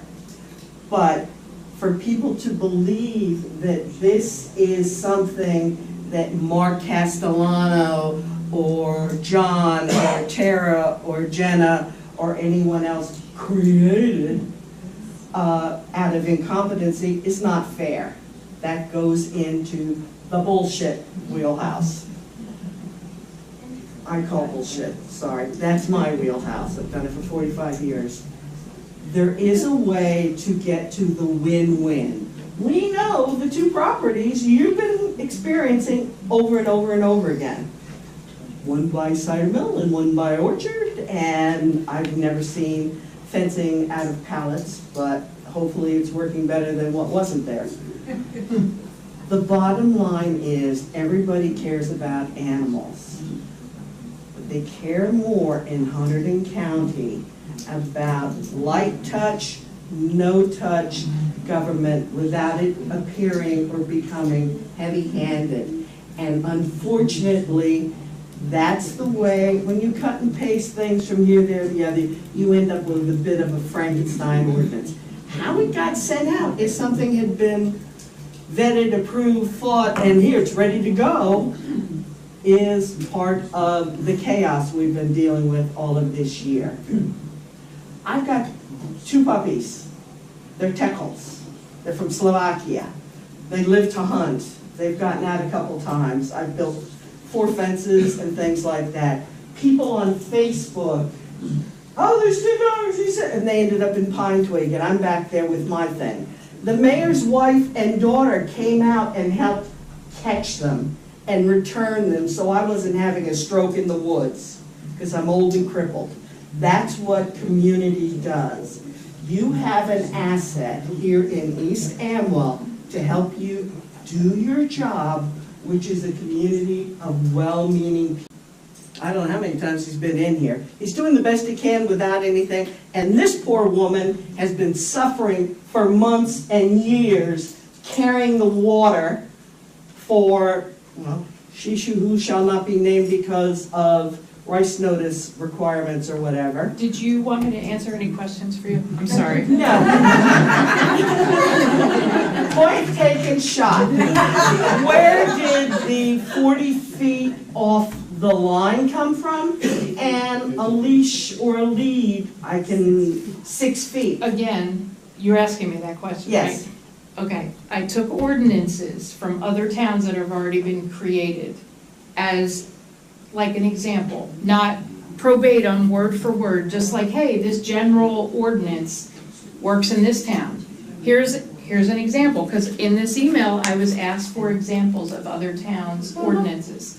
So that was what was submitted. Wasn't submitted to say, hey, we need to have a... This is what I, Carolyn, want to have. Exactly. I was submitting it at the time, hoping that Mayor Wolf, because I was told by the clerk that he wrote the ordinances. And the other towns I work in, if I have a thought or a problem, I submit an ordinance, they read it, the attorneys or whoever have the authority to write ordinances do it, and then it gets presented. So when this came up again from 2 years ago, I did not think it was going on the agenda to be, oh, this is what it is. So anyway, I apologize to Charlie Foxtrot and the whatever. It's okay. And you know me, I've known you, Sue, the whole world. Let's see if we can come together and find some solutions through your agricultural isolated problems. And the Ag Advisory is really the format to go toward that. All right, guys, we're done. Done. Thank you. All right, anything else for Carolyn? Can we have a motion to close to the public? Actually, I have one question. Yes, sir. So is there, say if it's that Backer Road, is there gonna be a continuation of it? Are we gonna? Not as the way it's written today. How about a future rewrite? I mean, what, is this just the beginning of something that's gonna continue? I mean, how do we know about it? This got too far, right? Yeah. And as everyone said, we spend too much time thinking about it, getting stressed about it. Most people here are relieved, I know, we're ready to go. Yeah. But what's gonna happen in the future? Are we done? How do we know? Or are we gonna still revise the ordinance? I think it's done as the way it's written today. If there's an appetite, this is my opinion, right? There are 3 other people up here. If there's an appetite to revisit, Carolyn, I think you did bring really the numbers you quoted in the beginning and some of the concerns. That is alarming. You've repeatedly said public safety and animal welfare of animals. Those are legitimate, and you are doing your job. So I think, if you have grave concerns about public safety in our community, we should talk to you. Not in the way the ordinance is written today, but I think, John has volunteered, I think others might volunteer, I think it's my job to present it, and then if you decide it's not for East Amwell, then at least I've done my part in submitting it, and, Yep, and we appreciate that. That's my, objective, so. To answer the gentleman's question, I'm sorry. we don't see anything like this being introduced in the foreseeable future, if that's a good answer. Well, it didn't really answer anything, right? Just said this one's not going forward. I'm sorry, if you were to go to the township website each month, there's an agenda listed like you did, and it'll show an introduction of ordinances, and that's our first step, is we make a vote to introduce an ordinance. And then, so you can go on there and the ordinance will be listed there for you to review, and that's how you'll know whatever type of ordinance we're voting on are gonna do and everything. And then, so once we have the introduction, we have to make a motion to introduce it, and then you have to wait 30 days with notice, and then come back and vote on it. I will ask my wife Kathy to post it on the East Amwell bulletin board if there's ever anything that looks like an ordinance that's going to be introduced. So is there an intention by the committee to pursue this or not? That's what I'm asking. No. No, I mean, a revision of the ordinance. Any existing animal control ordinance, the existing ordinance that I guess was from 1979. That's what I'm asking. That doesn't change, the existing ordinance is, doesn't Right, I get it, change. but if you create a new one, that'll supersede. But then it would have to be brought to Are committee, we reviewed. I'm asking, are we committed to rewriting it or not? We're leaving it as is, the one that's already in existence, that's the question. Right, if the township's asking you to rewrite it, that's fine. I think a bunch of us should also maybe help with that. But, you know, I think it's too, that's what, so I just want to know, is our township moving forward with asking for a rewrite of the ordinance or not? We all came out, at least we deserve to know that. I would really like to hear from, I'm open to hearing from the public, maybe not tonight, right? But if there are things that you would like considered rewriting in it, I didn't think we needed a rewrite before tonight. After hearing from Carolyn, maybe we do need to take some things into consideration. But, I mean, I think it's open. Farms, and that should be directed toward certain farms, not toward everybody. Yeah, I don't disagree with that either, right? But, yeah. I mean, it doesn't sound like there's much of an appetite, but if there's serious safety concerns, happy to hear more from Carolyn about maybe, you know, other. Carolyn, if you're having enforcement issues, you can always call me. Okay. So if there's a problem, if you're not getting cooperation with the court or the prosecutor, or if we need to take legal matters a step further, you know, please reach out to me. Okay, That's thank why you. I'm here. Right. Aren't there existing laws covering public roadways? And if those laws exist and don't allow, like these horses that repeatedly keep getting loose, why can't the state police who cover us for these sort of problems, why can't the issue be addressed through them? If it's a public hazard on a public roadway and it's happening repeatedly with the same people, there are probably existing laws already. It doesn't require us to pass a new ordinance that is, you know, There is a kind law. of heavy-handed. There is a state law in place that says that animal control can take into custody any animal, not just dogs, any animal off the premise. So if it's causing a public safety hazard, that's the way the state law is currently written. So if somebody's cows got out, technically we could go and seize the cows for running at large. But have you ever tried to put a cow in your back seat? I mean, it just doesn't, yeah, I mean, you know, and that's why a lot of other ACOs just leave it up to the owners. But, you know, when it happens repeatedly, there should be some ordinance, but the state law only currently says if you take into custody the animal. Okay, I'm not talking about animal control and the animals. I'm talking about them violating the state motor vehicle code in a public roadway. Yeah, then the And that should state, be that's totally purview of separate. the police Yeah, department. that's totally separate. I agree. And also the township, you know, Well, here's what I'll throw out. moving against a specific person instead of passing an ordinance that limits everybody. And they responded to those calls where the horses were in the road. I mean, over 6 times at night. The state police were out there. Maybe the township needs to get behind them and say, we need you to now, as police department, do something about it. Here's what I'll offer to you, Carolyn. If there's a repeated instance or you get these repeated calls, same place, let's talk. We'll even go over to Kingwood Station. We'll contact somebody. We'll find out how to get a handle on some compliance. But you can call me directly. My cell phone's right on the website. Okay, great, thank you. Okay. I think we need to do another roll call. Motion to close. All in favor? Okay, we have an agenda to continue on. So we have no standing committee reports. We now can open to the public for topics not on the agenda, so this is a separate one. Can I have a motion? Okay, can I have a motion to open the public? All in favor? Okay, we are now open to the public for items not on the agenda. Guys! Where someone posing as an ADT sales rep was going door to door, and they were up to no good. And they went to my neighbor's house, and they sort of figured something was up. They were able to get rid of the guy, but they called the police. The police came and verified that they knew about this person, and And he had been in this community as well as a couple of communities around here, they just hadn't caught him yet. This particular neighbor happened to call me because I was one of the few people that they knew. They had just moved in 3 or 4 weeks before.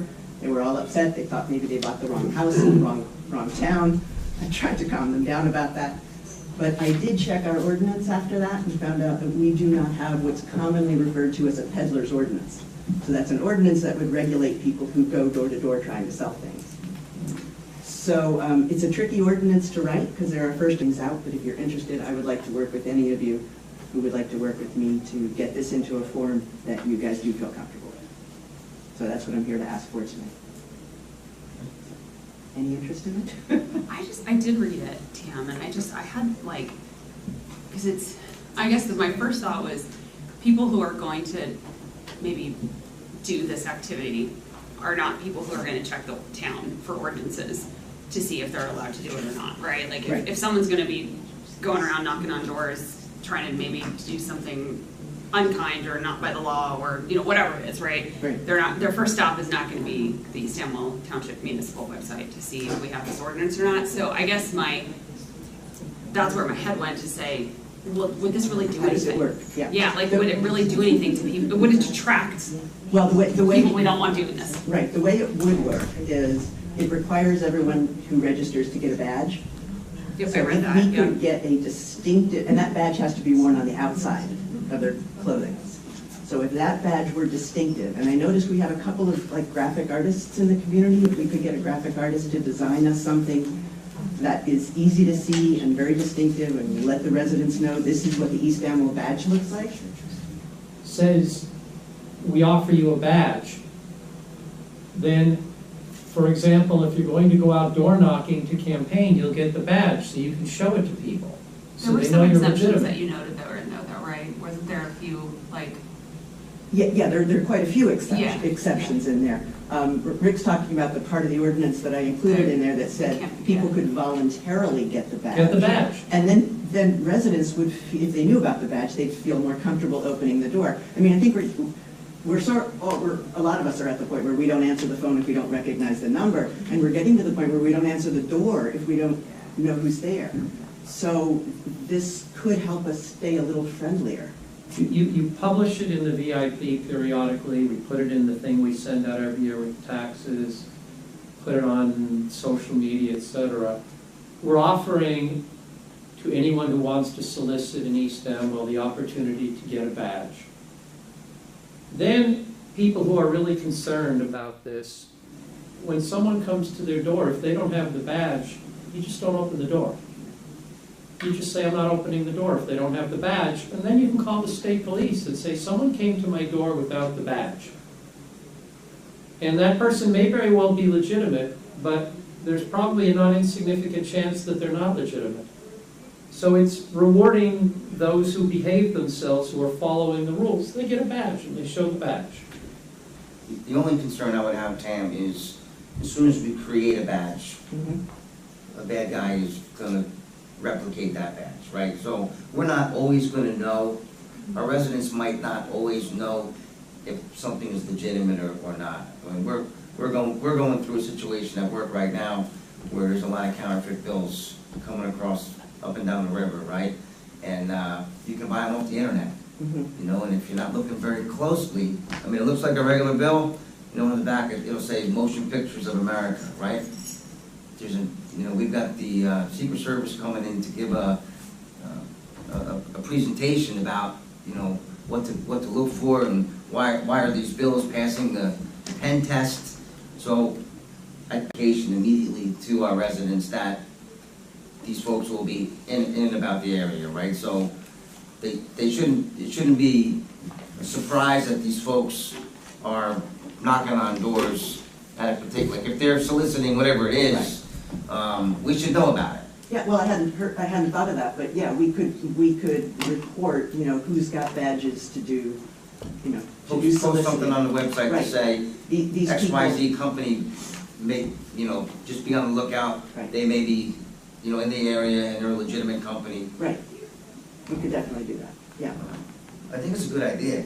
I mean, again, I'm not the first person to ask for this, and you know, now my neighbor's got a sign up that says, you know, no soliciting, which isn't the friendliest. I mean, I understand why they've got it. Get out. Right. But, It still may not deter people though, like that's. may not. Right. Yeah. I guess the question is, I mean, is there enough interest? Does anyone on the committee want to work with me on this, or do you want Frank to work with me on this, or should I just let it die? I wouldn't let it die, Tam. I think it's a good idea. I mean, you and I have talked about this. It is difficult to come up with a law that doesn't violate the First Amendment, because the First Amendment does give a lot of rights. But on the other hand, the component of it that rewards those who get a badge, I can't see that violating the First Amendment. And I think that standing alone could actually be pretty helpful. And I understand John's concern about forgers, although I think forgers are going to be more inclined to forge $100 bills than to try to forge this, the East Amwell badge. My concern would be preying on the elderly, though, you know. Well, that's really the reason that I care about this, because of the elderly. And they're the ones who will be reading the VIP, and they're the ones who actually read the thing, so they'll know about the badge. I mean, Cam and I talked about this. They're the people who are going to read this stuff, the places where we put this, so they'll know about the badge, and they're the people we really want to protect. So I actually think it's a good idea. Would you be comfortable, Frank, working with Tam on this? Sure. This way you keep us out of trouble with... I think we would just administratively have to figure out a really simple way for, so Agreed. assuming the township would be granting these badges, right? Like, we just don't want to create like another thing or backlog or things for the township employees to us. So just consider that in the process. That would be another one of my requests, right? Just because. Agreed, and I looked at many peddlers' ordinances, and many of them were way too complicated for this town. Also the public? Hi, Linda. This is complete. Linda Ramft, 148 Cider Mill Road. Completely different from everything we've been talking about. Agendas and minutes. I started coming to the meetings in probably January when we started bringing up about the marijuana. That's the only reason I ever showed up. And I got here and it was so much fun listening to everybody yell and scream and talk about all these things, and I continued to come. So my question has been, I have constantly heard since then that we have a staffing problem. We don't have the staff, and we've got illness, and so we don't get the agendas out in a timely manner. Sometimes we go 3 and 4 months before the minutes are even put out.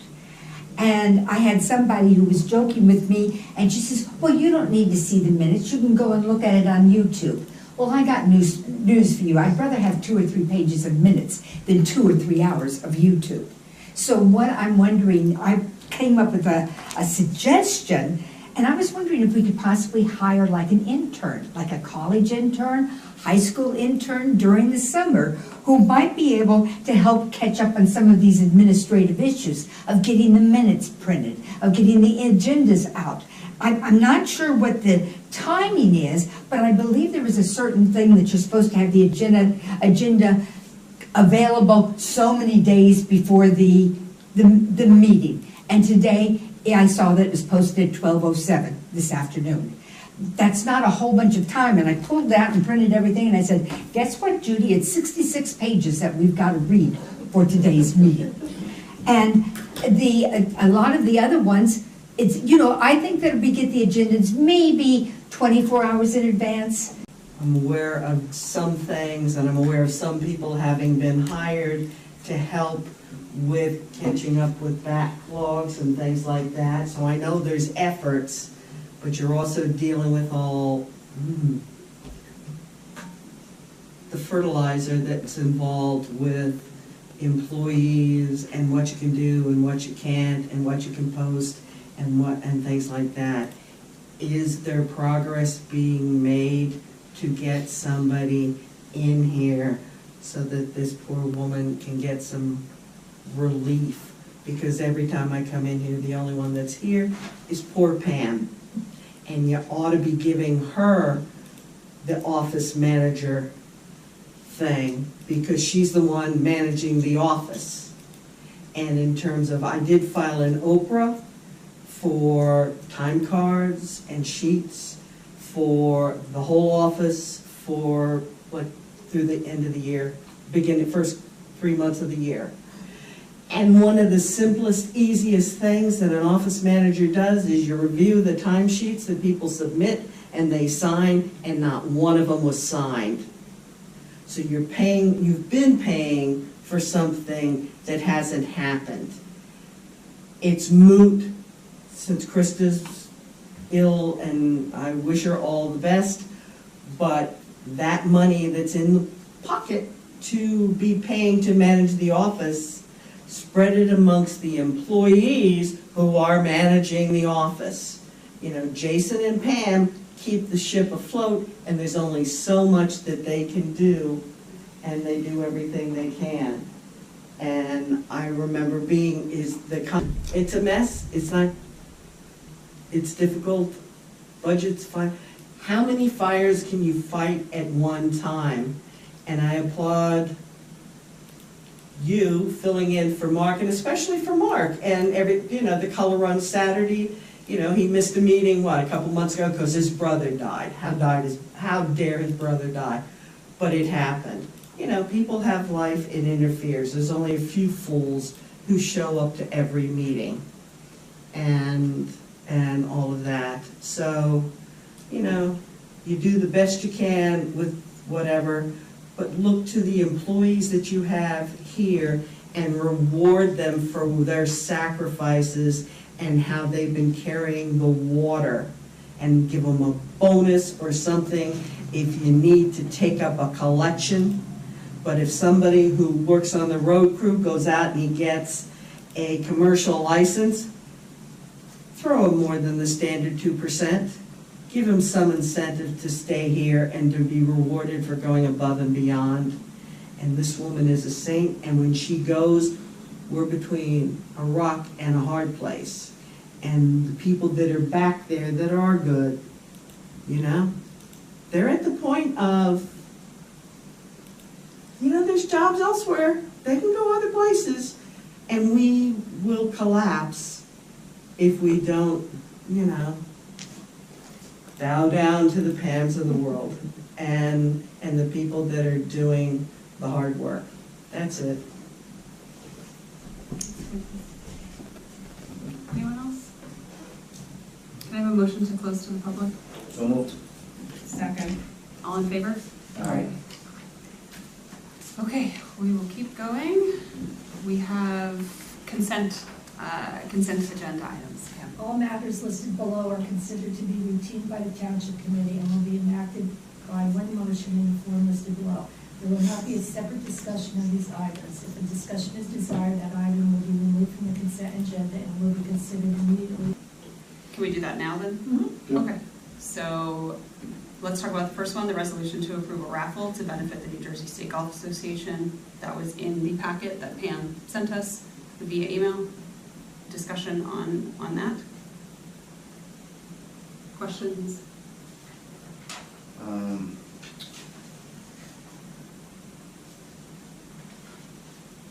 My only question is, this is for the benefit of the Golf Association Youth Foundation.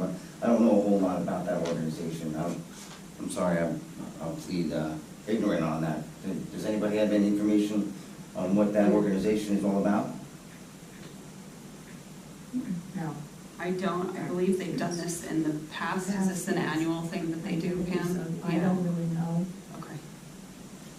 I was under the assumption that this happened, I don't know if it was annually or what it was, but that we've done this before, because in order to do a raffle, you have to, right, you have to get, yeah. Should I recuse myself from this vote?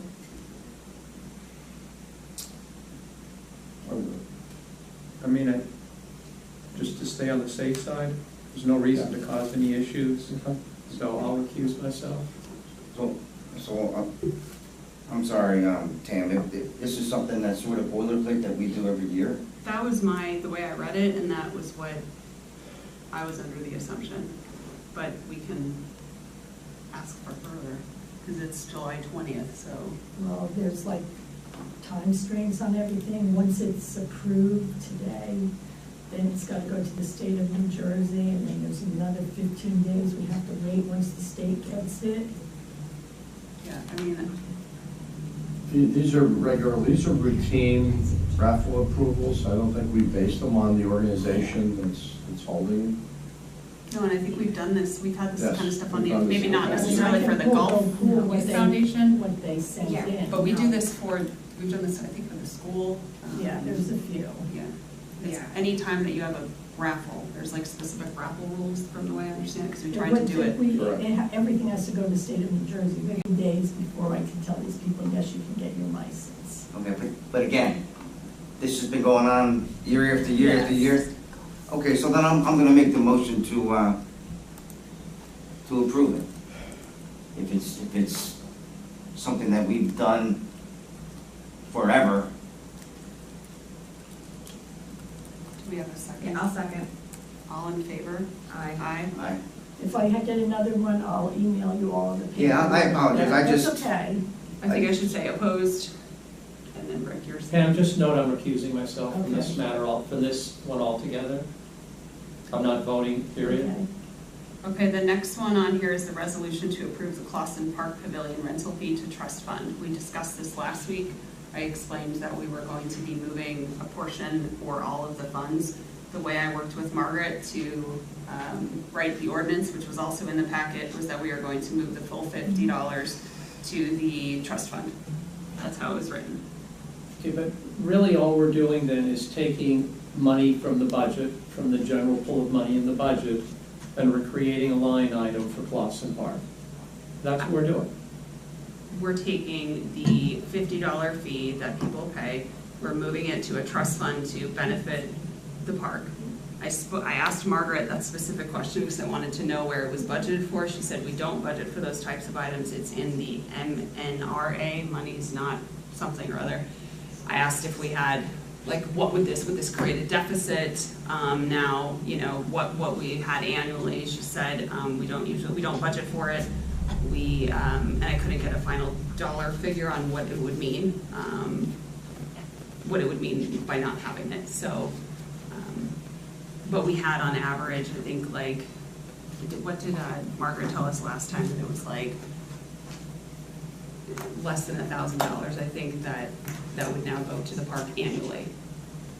There is this bowl called our general budget. And into that bowl, we throw money. Comes from a variety of sources, some that are anticipated and predictable, and some that are unanticipated, and some that are anticipated but not predictable. But it's a bowl. It also went into, I believe, the DPW was using it. I'm sorry, Jennifer. No, I'm sorry, I'm just second. No, go ahead. No, I should have let Well, you finish. my understanding was that it was used towards, and Allison, I know you're here on Parks and Rec, so if I'm getting any of this wrong, because I know we're also rewriting the ordinance to renting, or we're considering, as from a Parks and Rec standpoint, to also make it that, like, trash would be no longer, so you rent, you bring your own trash out, there would be no longer, so we're trying to also limit the amount of work that, like, DPW would ever have to do, which was also part of what I believe the $25 was covering as well. So we're trying to make the ordinance so it's like zero touch, basically, at the park, and minimize, so there would be no cost associated from the township employees.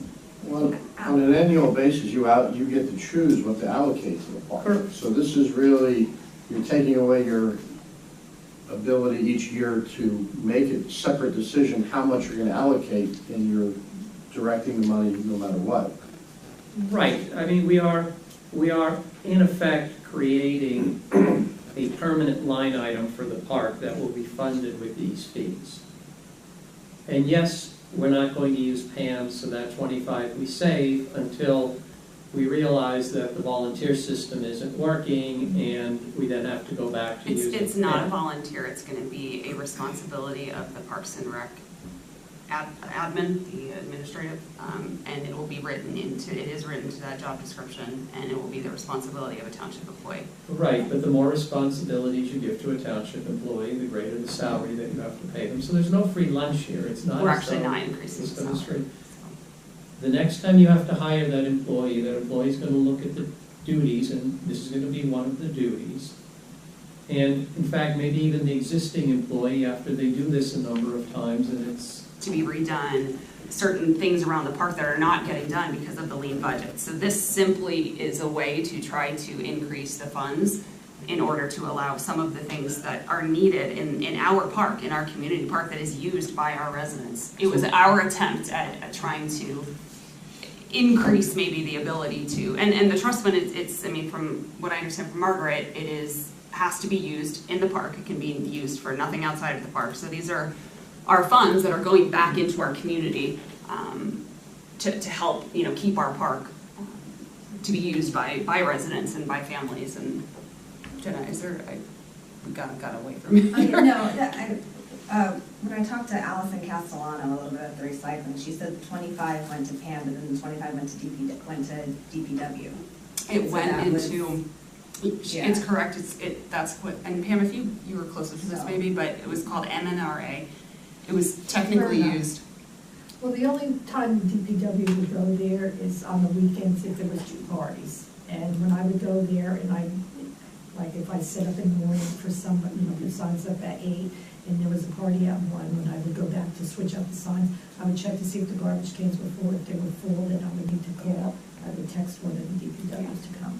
Or if there was a party on Saturday, and when on Sunday, I would let Dave know if he needed to come do the garbage. And it was maybe 3 times out of the times that I have, that they would have to pay him to come over and So my understanding was like a general fund to help offset some of like those types of costs, but it went into this general MNRA thing. I don't want to beat the horse to death over the 750. I just wanted to go on. Rental fee that be moved to the trust fund. Do we have a second?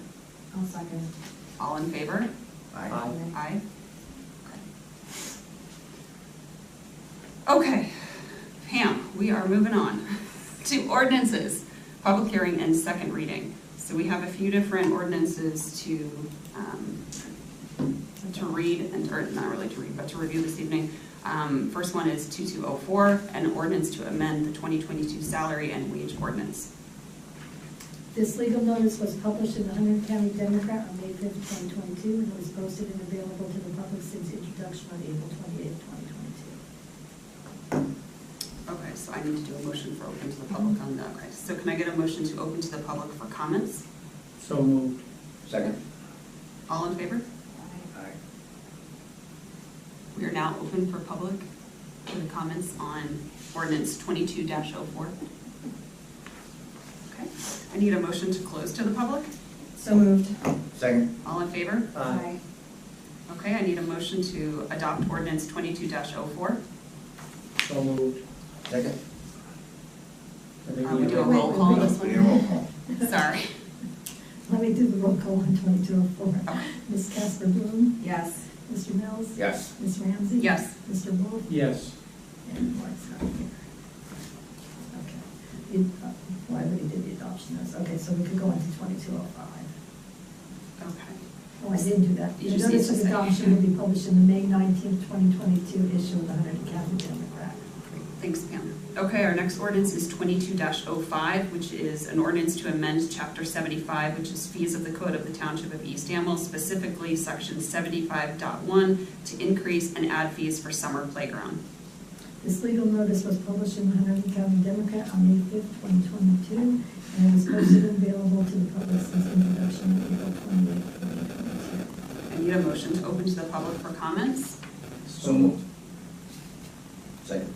All in favor? Aye. We are now open to the public. Okay. Introductions. Okay, so now we're on to ordinances, introduction and first reading. I don't think we're doing 22-03. So is there anyone that wants to introduce 2203? Okay, seeing no one volunteer, we will move on. Okay, so then ordinance 22-06. This is an introduction to an ordinance to amend the Code of the Township of East Amwell, Chapter 120 on solid waste. I didn't know what this one was. Oh, it's me. It's with the recycling, they're together. Okay. So 2206 and 2207 kind of go together. Because the fees are listed in one and then listed in another ordinance too. but the recycling committee wanted to make a few changes. The ordinance is up right now. There are some non-substantive errors in it, like spelling mistakes that I would need to change, and there's some duplicates. But the recycling committee, they wanted to raise, the fees for spring cleanup day are in the ordinance. They wanted to raise the fees about $10 per vehicle, so make the car $25, SUV $35, truck $45. Because at this spring cleanup day, even with people paying and stuff, it still costs the township, we're still at a loss of $1,702. So if we had increased the fees, we would still be at a loss, but it would only be $962.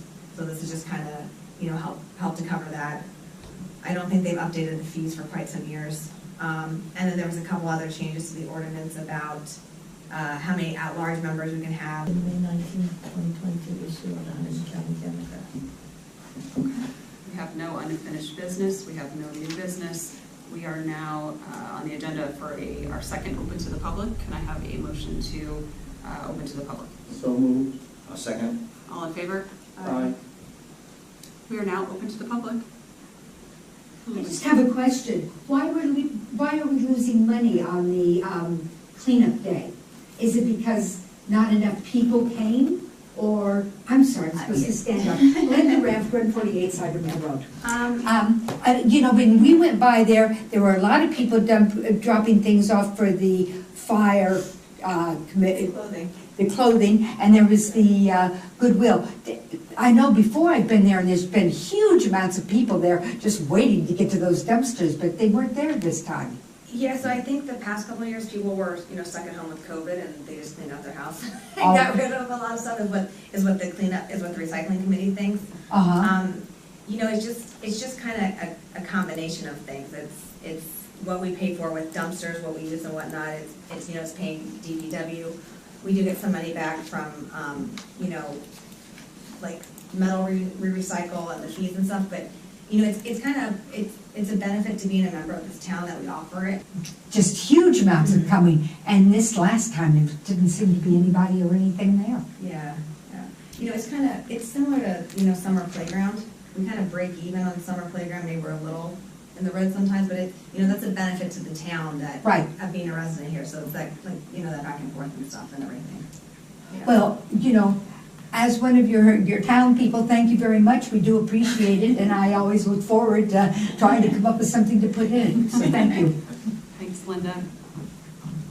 Anyone else? Just a comment, the tipping fees have gone up at the county and all the trash things, so that's probably a contributing factor. Yeah. Thanks, Francis. Okay, can I get a motion to close to open to the public? So moved. Second. All in favor? Aye. All right, next we have approval of bills.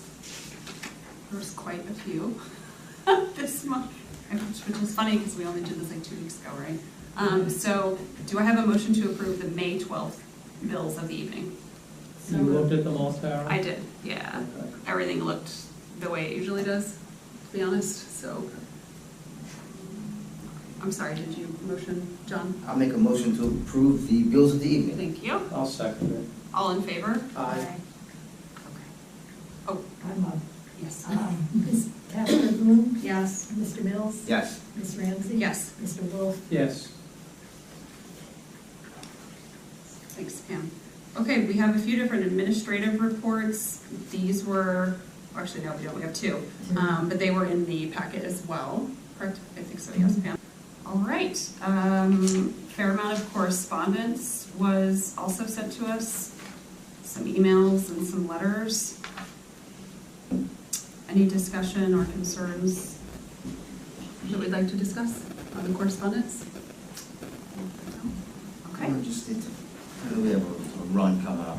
I need to do a little research on in June, but Did you say a run? yeah. Like a jog? Excuse me? Like a jog? Yeah, it's called a farm run, but something I'm following up on. Alrighty. It's a fundraiser. Hopefully it's not over our bridges. Okay, so there being no further business, I need a motion to adjourn. So moved. Second. All in favor? Aye.